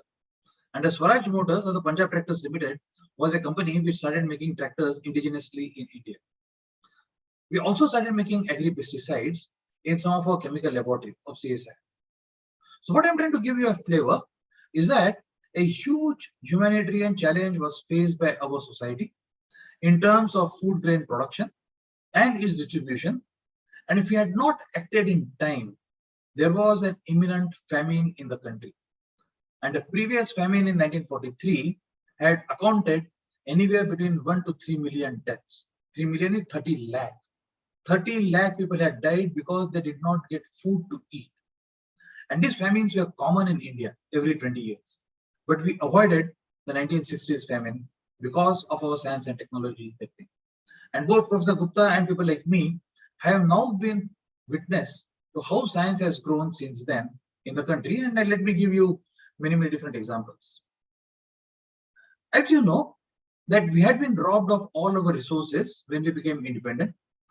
Our industry had almost come to a standstill, rather than we had rather a non-existent industry in the country, and the SNTC ecosystem did not exist. And in fact, people like us, Professor Gupta and I, we used to stand regularly in the queue in a ration shop to get food for a family for a week or something. We used to go to a ration shop with a small thaila and get food, rice or wheat or sugar or something for 1 week from these ration shops. And we have actually done it, my generation people. We used to go every morning and stand in the queue to get about half a liter of milk for a family of 4. The milk was also rationed. And the milk van would come at something like 6 or 7 o'clock in the morning, but we had to ensure that we were in the queue at 5 o'clock in the morning, because if we were not there, there's a possibility that our family would not get milk. But we did that. And that's how we all actually grew up at that particular point of time. Slowly, over a period of time, it was realized that we had enough production of milk in the country, but we had the issue of distribution. I mean, Gujarat had become a rather large bowl of milk production in the country, but the cold chains and all were not so well established. And the only way the milk could be transported across the country was converting into milk powder. And in 1957, Government of India formed a committee to try to find out how this milk can be converted to milk powder. And the committee wrote that Indian milk cannot be converted into milk powder because it's very high in fat. It's a buffalo milk. We use buffalo milk predominantly, while the Western countries use cow milk. Cow milk is less in fat. And the scientific solution to that emerged together as a collaboration between Verghese Kurian at Anand and the Central Food Technology Research Institute in Mysore. And together they separated fat from the milk, and that fat was used to make butter. The Amul butter that all of us eat today actually comes from the fat that is separated from the milk. All of us eat butter, right? All of us do. Amul butter. And that comes from that fat that is separated from the milk, which came as a science and technology solution to convert it into milk powder. The rest of the milk was converted into milk powder. And there was a clinical trial conducted at Christian Medical College, Vellore, to show that this milk powder was fit for consumption. And we did that. So CSIR funded a project to CMC Vellore to show that the milk powder so converted was fit for consumption. It was shown to be fit for consumption, and that is the milk powder that is available in the market today. All of us see that. Not only did milk powder solve the problem of distribution of milk across the country, but it solved one of the other major problems, and that was of infant deaths. We had been confronted with problem of infant deaths for a long time because of either non-lactating mothers or not access to proper healthy drink of food for the infants, the kids who were less than 1 year old. And the milk powder so converted, so made in the 1970s instantly solved this problem. But that's the science and technology that people like Professor Anil Gupta and I, we have witnessed in our lifetimes in the country. But yet, the support to science in the country was not that great. The financial support that you need from public was not that very high in the country. It's still not very high today compared to many other countries around the world. And therefore, government had to actually see that how the support could be extended further. And then organizations like Department of Science and Technology was founded so that a systematic support could be given to universities, colleges, research institutes and all, and systematic science and technology funding can come. Till then, it was the mantle only of CSIR to fund different universities and organizations. But founding the Department of Science and Technology changed the situation completely. And now we could dream of getting into even more challenging areas of science and technology. A few years before the Department of Science and Technology was made, CSIR had piloted formation of Department of Atomic Energy. That was the year 1948. And out of CSIR came the Department of Atomic Energy. And the leader of that was then designated leader was Dr. Homi Bhabha. And all of us know the story of how it happened. And soon it was realized that India must have a very strong space program. And the leader of that was identified to be Dr. Vikram Sarabhai. And out of atomic energy came the space program. And that's how India actually brick by brick started developing areas which were thought to be of great relevance and of strategic importance for the country. At the same time, on the other hand, we started developing things like the Department of Science and Technology, Department of Biotechnology, and others, where we could actually also support societal aspects of science and technology. And that's how we are here today. I want to give one example of a field that I have personally been in and which I have personally witnessed and very close to my heart, how it has developed in the country. And I belong to a field in which we are interested in the structures of molecules, the atomic structures of molecules.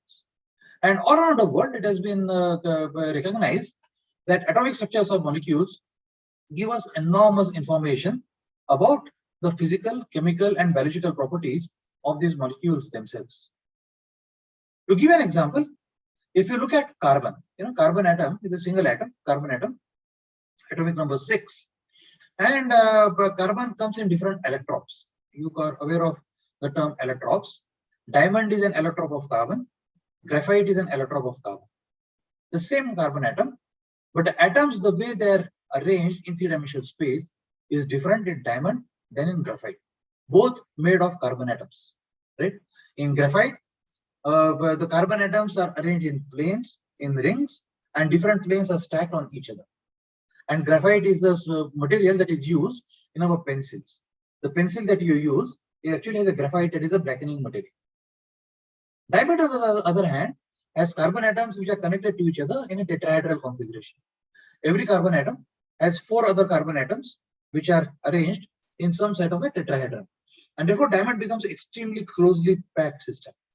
And therefore, it is one of the hardest substances known because it is extremely closely packed. Two materials made from the same atom, but the atoms are arranged differently, and therefore the materials get different physical and chemical properties. The same thing is true for biological molecules. In biological molecules, the way atoms are arranged in the molecules gives rise to the property of the biological molecules.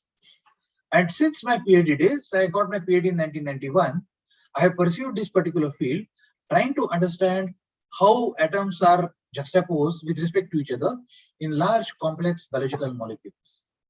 And because all of you are life sciences students, I will give you a few examples of how the field developed.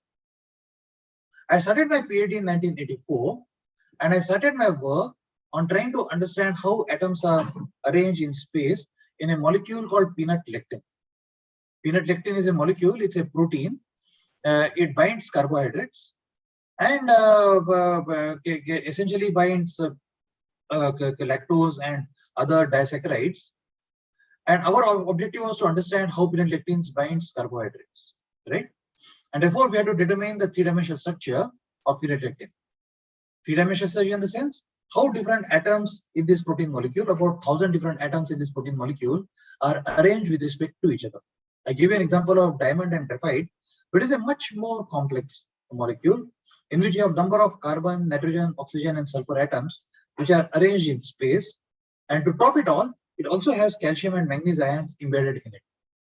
How they are actually arranged with respect to each other will eventually give us the insight into how this binds to carbohydrates, this particular molecule. That was the job that was given to me in my PhD time. And we chose X-ray crystallography as the tool to determine the structure of the peanut lectin. I took about 2 years to collect data, three-dimensional data, diffraction data on the crystals.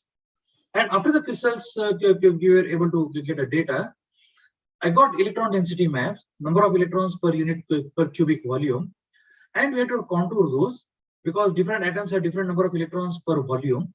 And from there, we can get information of how atoms are placed in the molecule. I hand contoured those in 1991.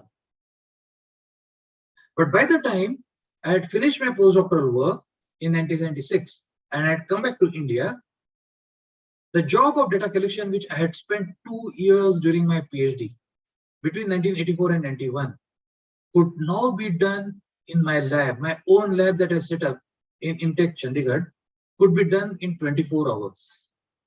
What I did for my PhD for 2 years, now that job could be done in 24 hours. And that was because more powerful X-ray sources were available and more powerful detectors. The detectors which detect the photons after hitting the crystal, they were available. Imaging plate detectors had become available. And this development continued. And since I started my own lab in IMTech Chandigarh in 1996, today, the entire data can be collected in about 10 seconds. See the way science has developed. I spent 2 years of my time in collecting data in my PhD time. When I started my career, independent career, I could collect data in 1 day. And today, my students collect data sitting in the lab in Pune, send the crystals to synchrotrons overseas, and collect that particular data in about 10 seconds. And that's how the field has developed. And all developed because more and more powerful X-ray sources developed. More and more powerful ways of making crystals have developed, and more detectors for detecting photons which are scattered by the X-rays, they have been actually made over these years. So these are all very exciting developments in the field that I have only pursued myself.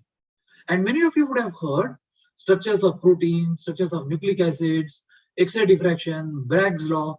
They're the terms that you would have heard, But the field as it unfolded before my eyes has been absolutely phenomenal. In my lifetime, the amount of progress that this particular field has made has been absolutely fascinating. And because of all these developments, it has allowed us now to actually attack more and more complex problems in biology. I will tell you one of the most complex problems in biology that has not been understood. And that was the structure of ribosomes. All of you have heard of ribosomes? Ribosome is a complex machinery that reads the sequence from messenger RNA and converts that into proteins. And one of the subunits of ribosomes keep adding amino acid to every codon or anticodon of the RNA so that a protein chain can be formed. In the you would have heard the conversion of DNA to RNA to protein, right? So in this particular paradox, the DNA sequence is first decoded into a corresponding RNA sequence by a procedure what we call as transcription. Most of the biology students here are aware of that. And then the RNA sequence which is there is decoded into the protein sequence by a process called translation. All of you have heard of it. Those students who have taken biology in the 12th class would have heard of these two terms called transcription and translation. And both these processes are extraordinarily complex. But how do we understand at the atomic and molecular level that these processes take place? And ribosomes are the machinery which do that. Ribosomes have a large subunit in bacteria, what we call as the 50S, and have a small subunit in bacteria, what we call as the 30S. And when the two together sit together like this, the messenger RNA sits between these two. And as the messenger RNA sits between these two, the code or the 3 bases that the messenger RNA is to be decoded, 3 bases dock themselves into the 30S ribosomal RNA. And once the 3 bases are docked into the messenger RNA there, the cognate tRNA that is loaded with a cognate amino acid comes and sits into this site. And that amino acid that is charged to the other end of the tRNA now sits into the larger subunit of the ribosomes. It sits somewhere here. The tRNA brings that amino acid there. And the peptidyl transferase activity happens here. That is, 2 amino acids, consecutive amino acids, are now joined to form a dipeptide. And then a 3rd amino acid, and then a 4th, and a 5th. And what you get is a linear chain polypeptide, is a polymer like this, which is made of amino acids. Eventually, that emerges out of the 50S ribosome, folds itself, and that fold of the total polypeptide is what we call as a protein. Right? All of you are aware of this particular thing. And different kinds of proteins. And different kinds of proteins are coded by different genes on the DNA. And the different genes on the DNA are translated to different mRNAs. And different mRNAs then translate them into the corresponding proteins. You have heard of proteins, hemoglobin. You have heard of proteins, insulin. You have heard of proteins called antibodies. You have heard of protein called spike protein on the SARS-CoV-2 virus. And so on and so forth. All of these are different proteins, each of them uniquely coded by a segment on the DNA called a gene. It is all how the proteins are made in the cell. But the structure of ribosomes was one of the most challenging aspects that was presented to the scientific community in the 1990s. And multiple groups in the world, one group in the Yale University, one group in the Cambridge University, one group in Weizmann Institute in Israel, all of them independently solved the structure of different subunits of ribosomes. And then it became very, very clear that how the mRNA would be read, how the tRNA would be brought into the active site, how the cognate amino acid would be taken into the active site of the ribosome, larger ribosome, how the peptidyl transferase activity would take place, and how the protein would emerge. Now think of it. It's one of the most complex and one of the most essential processes of life. At any point of time, this process is inhibited. Trust me, there will be no life. In fact, whenever we are affected by diseases, many of the bacterial diseases, to stop the growth of bacteria in our body, we use antibiotics, and antibiotics go and inhibits this essentially the same process that I described just now. How proteins are made in the body. Many antibiotics inhibit the ribosomal synthesis of polypeptides. Streptomycin you have heard of. Streptomycin is a very well-known antibiotic that goes and binds to ribosomes and inhibits synthesis of proteins. And there are many antibiotics which actually do that, and thereby they kill bacteria. Thankfully, these antibiotics don't have as much significant impact on the human ribosomes. They do, but much less. And therefore, selectively, they are able to kill the bacteria and not that. So the thing that I was mentioning to you is such a complex process has been evolved by nature so that, and it's an essential process that is evolved by nature so that life can sustain itself. And it's not the only complex process. There are many such complex processes that have been evolved by living systems, many of which are extremely important to sustain life. And at the molecular level, we are still trying to understand how these processes actually function. We are still trying to understand the mechanism of action of all these processes. And because the ribosome structure became available during my lifetime, once again, as I have told you, that the way technique developed, the data collection became from 2 years to 1 day to 10 seconds. And a structure solution became from 7 years to now a couple of months to about a few days. And analysis of structures and all, it has allowed us to attack very complex problems in biology. On today's date, the structural biologists are attacking some of the most important and significant problems in biology. You know, in my own lab, I've been trying to understand how proteins fold themselves. Right? Every polypeptide chain that comes out of ribosome eventually folds into a three-dimensional shape. Proteins have evolved a mechanism to adopt that particular shape spontaneously. But at times, protein also need help from other accessory proteins, outside proteins, to achieve their protein shape of the fold. And the accessory proteins are typically called as molecular chaperones. And in my lab, last 15-20 years, we have tried to understand the mechanisms of chaperones in different bacteria, particularly Mycobacterium tuberculosis, and we are trying to see how chaperones actually assist other proteins fold. So they are the kind of things that are actually happening in a field like this. And as I said, I wanted to essentially trace one field that has evolved during my lifetime, and structural biology is one such field that evolved in my lifetime to a great degree of maturation. And as we speak, I don't think we can say that the field is still matured. In fact, about 5 or 10 years ago, a completely new technique emerged, what is called as the Cryo electron microscopy single particle analysis. Cryo is PA. And this technique has revolutionized my own field. And each of the development that I have actually told you since the 1980s in my field has yielded a Nobel Prize. So roughly every 3 or 4 years, some person has got Nobel Prize for discovering something or taking this field further, the structural biology further. Ribosomes, of course, all of you are aware. Our own Venki Ramakrishnan got Nobel Prize for the structure of the 30th ribosome when he was working in Cambridge.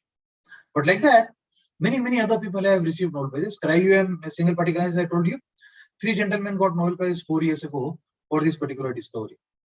And as we speak, people around the world are attacking more and more challenging problems in structural biology and trying to gain fundamental understanding of biological processes through this particular technique, trying to understand the molecular structures. Now, I have given you a hint of only one field, how this particular field has evolved since 1980s. There's a field of structural biology. But many areas of biology that have evolved since 1980s to an extent that we could not have imagined in our lifetimes.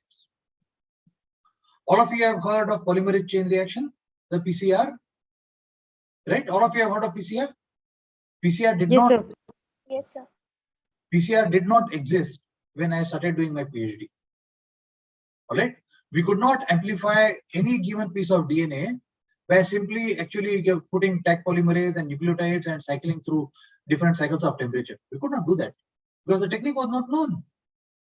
It was not known that you could amplify any gene of your choice in 1990s. And the way we could actually clone genes was in a very laborious process. It used to take months, years to clone a gene, And the moment PCR became available, Kerry Mullis actually discovered PCR, the entire field revolutionized. The big revolution that happened in front of our eyes. And now, today, we can amplify any piece of DNA that we wish in our laboratories with great ease. Right? This entire field developed in front of our eyes.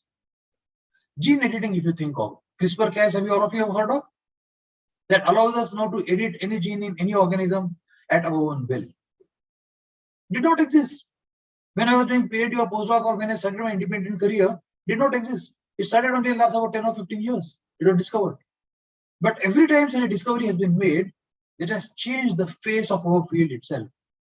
And it has allowed us to become more and more ambitious and address more and more challenging problems of living systems. And our ultimate objective is to understand these living systems into their entire complexity.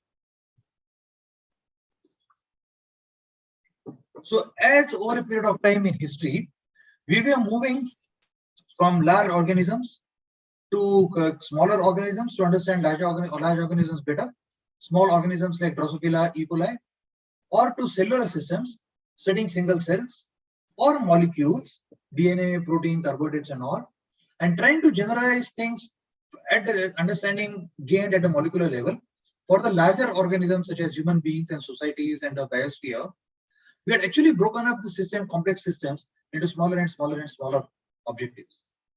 And the smaller components, we hope that gaining understanding of the smaller components eventually give us understanding of the larger, much more complex systems. But all the development that have taken place in the last 30 years are allowing us now moving from the molecular level to the cellular level, to the small organismal, and to the large organismal levels at ease. And therefore, what we are seeing now, a distinct move from going from the macro scale to a larger scale, so that we can actually understand living systems much better, right? And there are many complex problems that confront us today. Each of us in this audience is a distinct human being. Each one of us reacts separately to separate kinds of foods, the food that we eat. Certain people are allergic to some foods, but certain other people are not allergic to certain foods. Each of us confronted with a situation reacts differently to that situation. Many of us get angry at certain things. Many of us don't get angry at those things. Some of us metabolize things differently than others. Some people can metabolize some very complex food, let us say sushi, which is wrapped up by seaweed. Some of us can actually digest sushi very easily. Some others can't. Many of us react to medicines differently. Some people, certain medicines are very effective. Certain people, those medicines are not very effective. Some of us are prone to certain diseases. When we are born, our genes define that we would be prone to certain kinds of diseases when we become adults.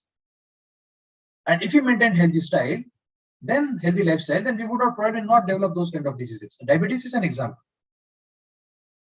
But some of us don't carry those kind of defective genes, and therefore it's unlikely that we'll develop those diseases. But yet, we must follow that kind of lifestyle. So each one of us is different in every possible respect. But yet, what unites us is our common, what we being is called as human being.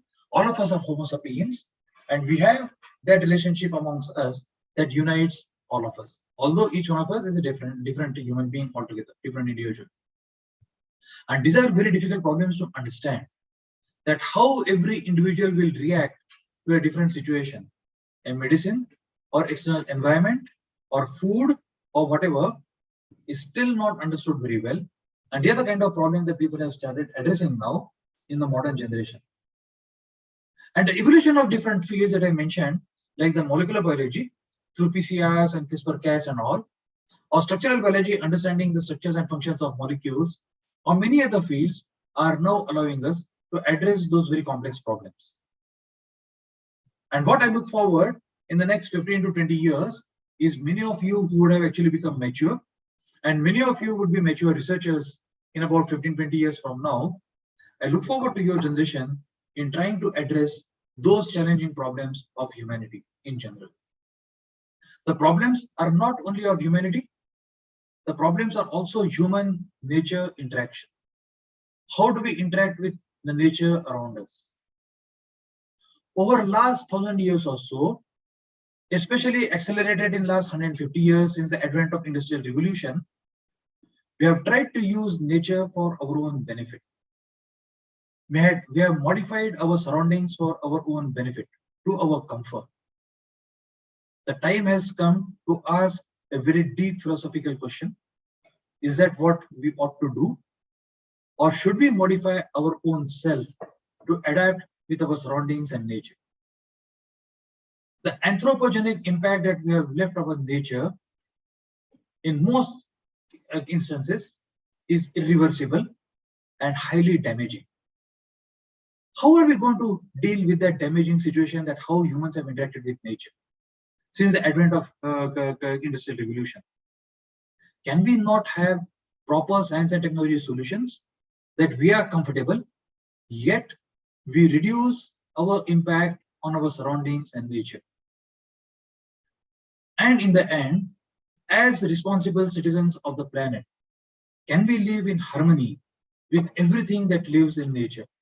The plants, the animals, the ecosystem, the entire nature around us can we live in harmony with that particular nature? These are some of the questions that we need to start addressing now. And now is a better time. We should have started addressing them much earlier. But your generation, we look forward to solutions coming up so that we bring back ourselves to those glorious years, maybe 1,000 or 10,000 years ago, where we used to live in perfect harmony with the nature. And yet be very happy, be very peaceful, and ensure that everyone has a right to survive on this planet. And we must respect that particular right of others to survive on the planet, including animals, plants, and others. I do hope to see these solutions coming out from your generation. I have great hopes. When I talk to students, I find the students extraordinarily inquisitive. And I find the students who are very, very motivated. And that gives me a lot of hopes that students, especially the students around us in India, would actually have found those solutions in the next 20 years or so. So thank you all very much for listening to me very, very patiently. And I'll be very, very happy to take your questions and answer your questions. And any kind of question that you may have, I'll be happy to answer. Thank you very much. Thank you so much, Shekhar. I remember 1970s when I was doing my genetics. We used to use the facet machine, and one simultaneous equation would take 2 days and night to solve. So what you were telling about your old days, I can see the whole progress that we have seen in our lifetime. It was a wonderful tour de force of what biological science, but also the science in general, has contributed to the world, but in particular to our own country. And I remember you had mentioned to me even before it was released that CRISPR-based diagnostic technique at IBIG, the first such diagnostic technique in the world, nobody had ever had developed this. So there are many firsts to our credit.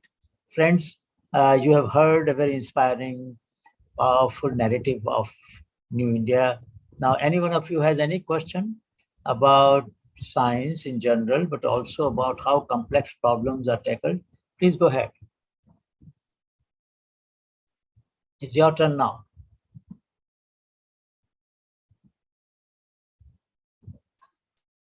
Abhinav, Aksa, Raman and Lakshman, anybody?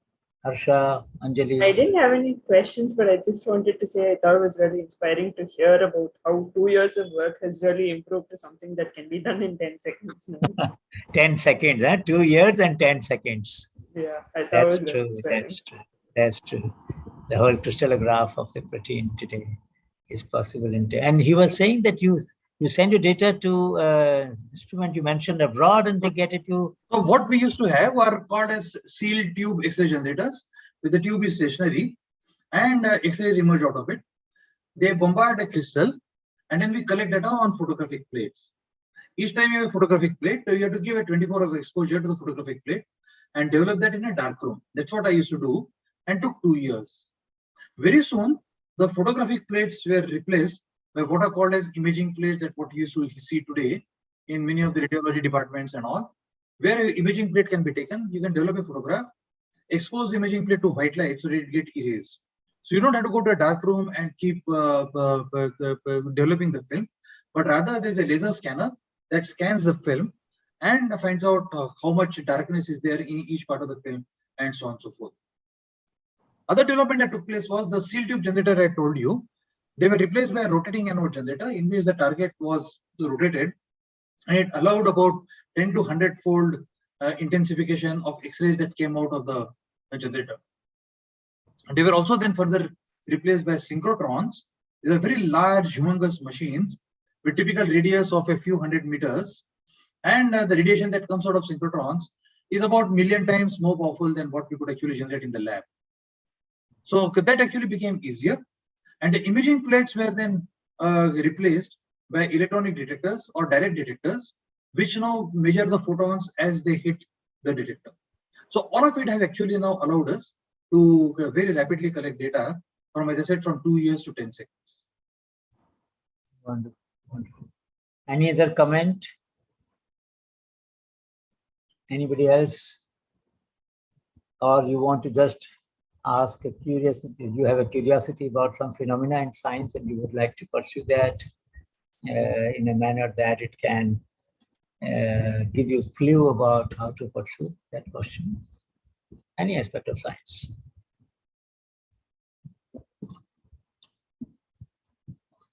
Don't I'm happy mind to your. answer. I'm happy to answer any aspect of science because I had the privilege of leading 37 labs, CSIR labs for last 3.5 years, and therefore I'm actually become quite familiar with the kind of science that happens in each of the CSIR labs. Although my knowledge might be superficial, but yet I will be able to address some of the questions. Correct, correct. Please go ahead. Don't hesitate because knowledge is directly proportional to curiosity. So if you do not ask questions, how would you know what you don't, what we don't know? Maybe your question will help us all learn something better, something different. Yes. Go ahead. Go ahead. Yes, sir. Good evening, sir. Sir, thank you so much for your insightful session. It's really inspiring, sir. Like my question is, sir, like even Anil sir has been detailed about that how the spider cock can be helped to stop bleeding and to heal the wound naturally. But why the like you even have a mosquito repellent behind you, sir? So there is some natural solution with some oils. We can have some mosquito repellent instead of using a chemicals. So why not this solution came into a commercially available or commercially sustainable, sir? So the mosquito repellent you're talking of, right? Yes, sir, mosquito repellent. So what happens is that mosquito repellents act on one particular principle, that they are attracted to our skin by some kind of an odor that our skin bacteria produce. You know, I mean, that's the odor that mosquitoes are attracted to, and they come and then eventually take from us. The repellents try to block mosquitoes that particular odor. And the repellents, what they do is job, they are chemicals that the repellents actually volatile chemicals that are actually that's why when you actually put a mosquito repellent in your room, you get an odd smell, right? A different smell of that. Yes, sir. They are the volatiles that actually are emitted by these repellents, which blocks the olfactory system of the mosquito, or actually blocks this particular olfactory system, which allows it to recognize human skin odor. So that's essentially what actually happens in the mosquitoes in that case. But anybody else? As all chemicals, no artificial chemical is healthy to human. They always have some effects on human body in whatever respect. I mean, they will be very tiny, unnoticeable, but yet, I mean, they may have some effect. That's why people actually, the first line of defense would be to use a mosquito net than a mosquito repellent. Understand, sir. Got it, sir. Thank you, sir. Yeah, sometimes they use alarm pheromones which give a signal that there's a danger here, run away, run away. So anybody else has any question?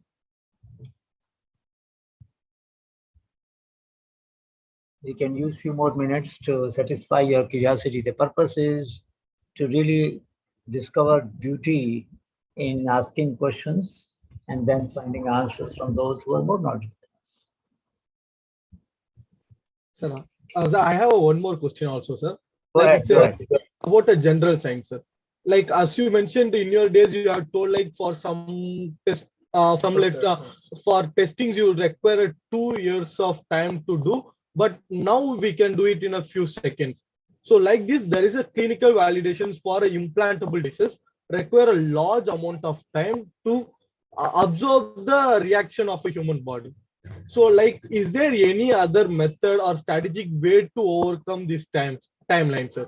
Like a simulations or to overcome this timeline for clinical validations? See, ultimately, what will happen is that all the clinical validation have to happen in human body, and therefore they will be restricted by the time that is required to conduct those tests. So time can be brought to a particular level, but not less than that. But as we understand the human body better and better and better in future, and the predictive methods become more powerful in future, I think what will happen is my guess, and I'm speculating, is that we'll be able to predict the different effects of all implants or any external agent on human body much better than what we do today. And therefore, our choices of the safety of any of those devices or molecules or something that we are going to use on human body would be much more restricted and more accurate to be tried on human body, and therefore that time can be reduced dramatically. But in the end, the biology is so complex and human body is so complex that the proof of the pudding will have to be shown on the human body itself. Okay, sir. Yes. Thank you, sir. Anybody else? Any queer questions that you find funny also? You can go ahead. Yeah, I think physics, chemistry, astronomy, anything is okay. Yes, yes, please. We Engineering. also have, yeah, go ahead. Anybody? Huh? Yes. So this effect on the human body, he was talking based on implants and things like that. But I was actually wondering more with respect to mutations. So when you do conduct structural and functional studies to identify how a protein functions differently when you conduct a mutation. But has there actually been developed a way to simulate it and identify what the impact at a human scale is, like computationally simulated? So the final effect of any mutation or polymorphism or something on human biology in principle on today's date is very, very difficult to predict, simply because of the complexity of it. You know, I mean, you may have one mutation in a gene that could be compensated by another mutation in another gene. Or the mutation, the effect of that particular mutation could be nullified by because of some other extraneous factor. And on today's date, because our understanding of human biology is so inadequate that none of it can actually be predicted. Notwithstanding what I said, the efforts are on to precisely understand this. You know, I mean, to map all the different cell types in the body, what kind of genes are expressed in those cell types, what their effect is on the overall outcome of those cell types during cell division, cell progression, or whatever. All of that actually, cell metabolism and all of this actually is being studied at this moment. And as we go on improving our knowledge of human biology, hopefully we dream to actually understand that much better the effect of mutations, or at least predict that ahead of time in future better. But on today's days, it's not possible. There are, I've seen that there are servers which just predict that a mutation is disease causing, but like you said, there's no way to verify it at present, right? That's right. Correct. They remain predictions, and the predictions are not validated in most of the cases. Okay. Thank you. When the disease has happened, and then the mutation has been mapped, which correlates with that disease, that has been developed. But if a mutation a priori would cause any particular disease, that ability we still don't have. Thank you.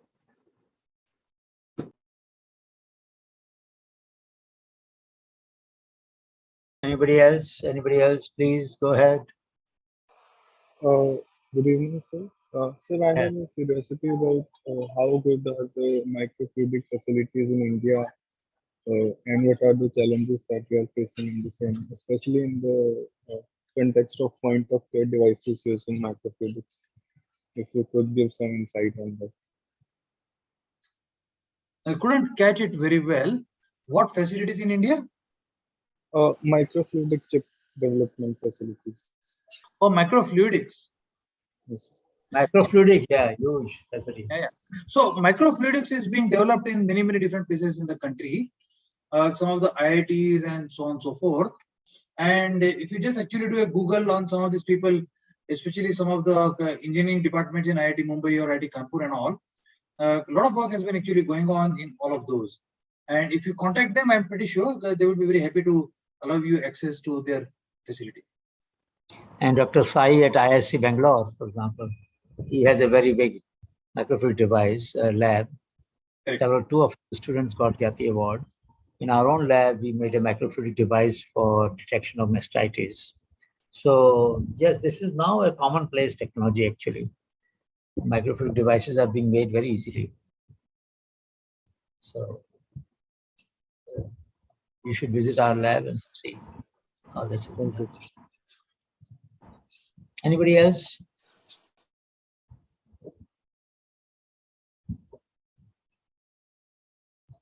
This is your last chance to ask the question today. Of course, we will get him again sometime, but we wouldn't get so much time from him otherwise. So I'm so happy that he is generous with his time.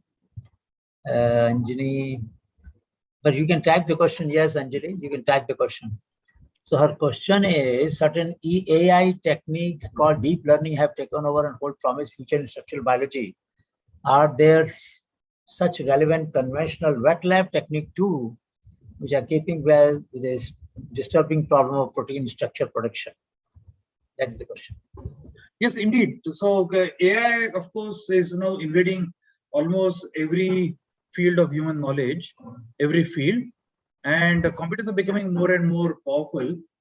You have to remember one thing, that computers can deduce things from what already has been known. The phenomena which have occurred, computers can learn from them and can predict whether similar phenomena can occur if certain conditions prevail like that.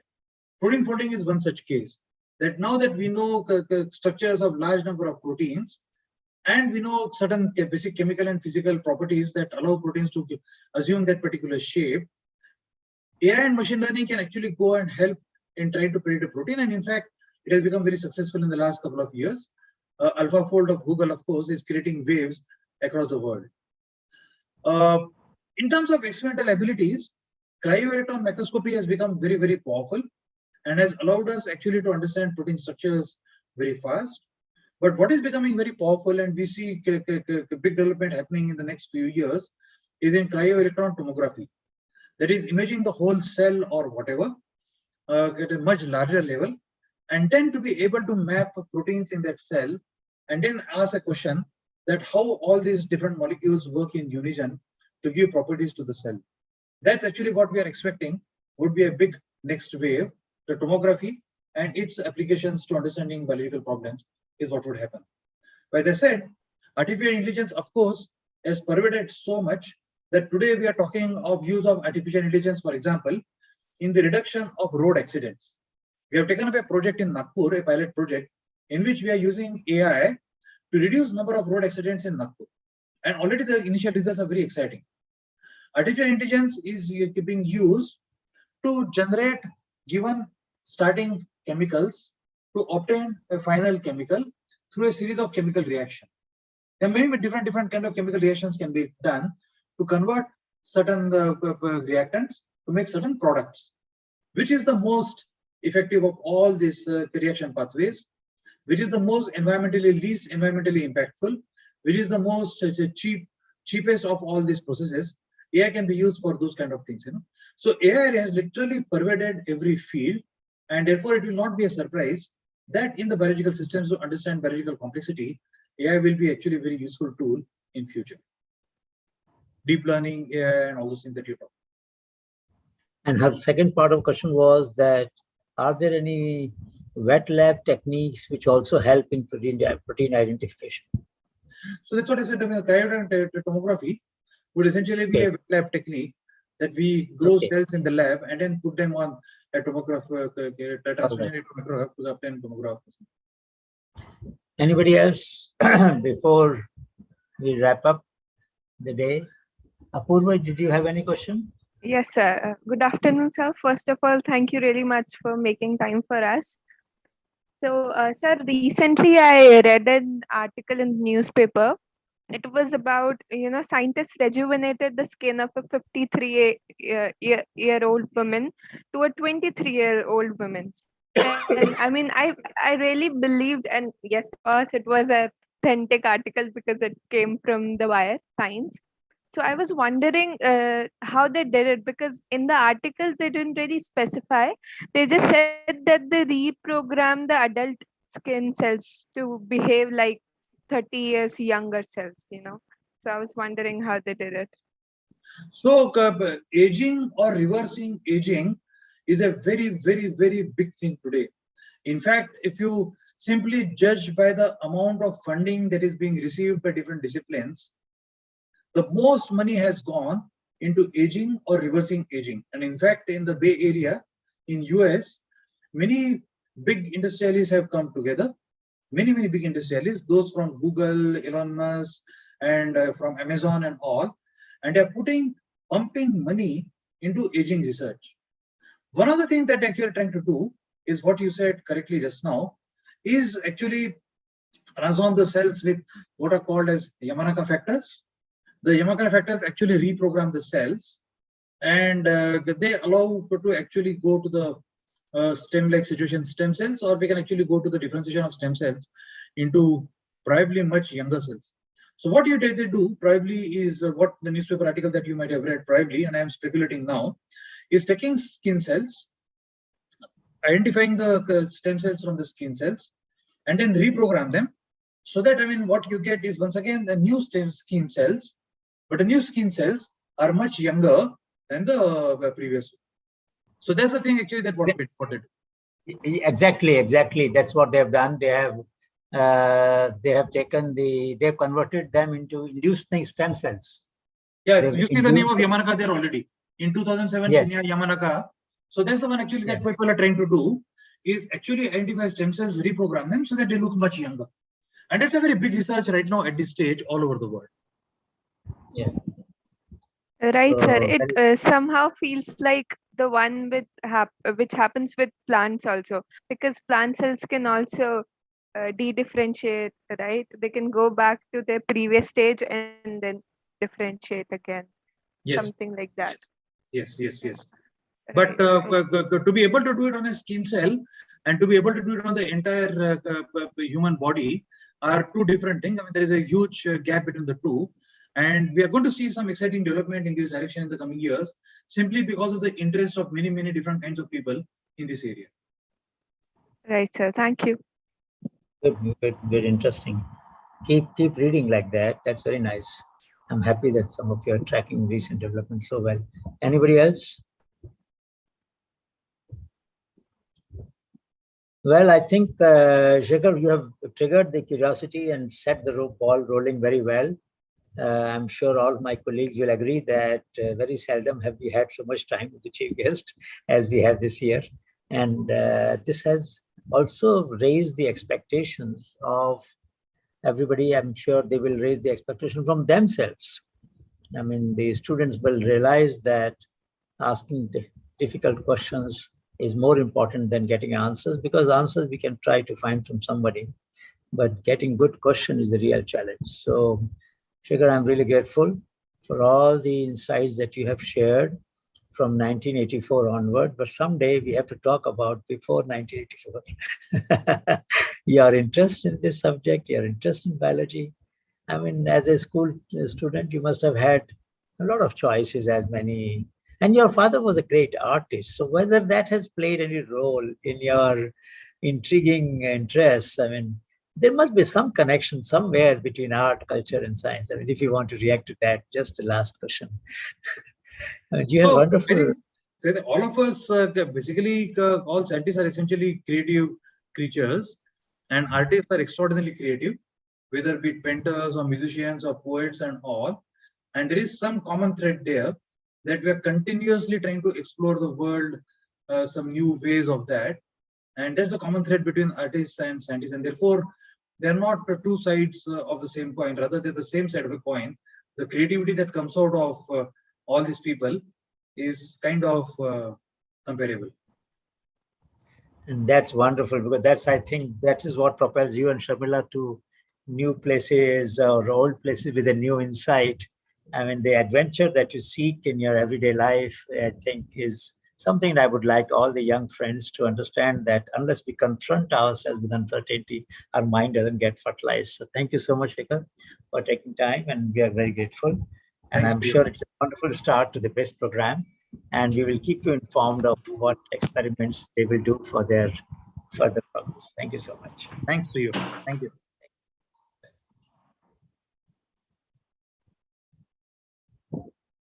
Friends, we have had a great lecture today, and I would wish that the kind of curiosity, though it was muted a little bit, slow and very required a lot of prodding, but I will encourage you to be less timid in asking questions to other speakers who will come to your sessions, because many times speakers assume that you know a lot, and that they may get the discussion may go at a higher level. Unless you ask a basic question, not come down to the level at which you can make sense of what they're saying. We've had this feedback in the earlier days sometimes, that some speakers pitch the discussion at a very high level. But as you can see, the protein biosynthesis mechanism that he was explaining, whether the messenger RNA or transfer RNA and all of that, that ribosome. I think that process, the way he was figuratively explaining, some of you got hang of it, and this is wonderful. Kusuma, did you want to ask something? You want to comment something? So over to you, Amar. What's the plan now? Take a 10 minutes break, and then we have 2 sessions with Chetan and. All right. Okay. All right. So I'll also take leave and then join you in the next couple of days when I will discuss with you at greater length as to how different assignments can be developed and how you can learn from the people and connect the science from and for the people together. So when we do science, how do we make sure that it is used by people for whom it is intended, particularly those who can't afford costly solutions, and also how we can leverage on the knowledge that we use from the people. So remain curious, remain committed, remain unconstrained in your knowledge. Thank you. Amar, I'll take leave. Thank you. Thank you. Thank you, sir. Thank you, sir. Students, we'll take a short break for 10 minutes and come back. We have 2 sessions. One is about Shodhyatra, which we have been doing for the past 30 years and documenting the knowledge across India in all corners of the parts of India. Okay, and then we will also have a short introduction to Bionic programs. Okay, so come back by 5:50. Excuse me, sir. Yes. Sir, your voice is not very clear. It's breaking and it's a bit slow. So if you mind. You can take a 10 minutes break and come back. Okay, we have 2 more shots. Thank you.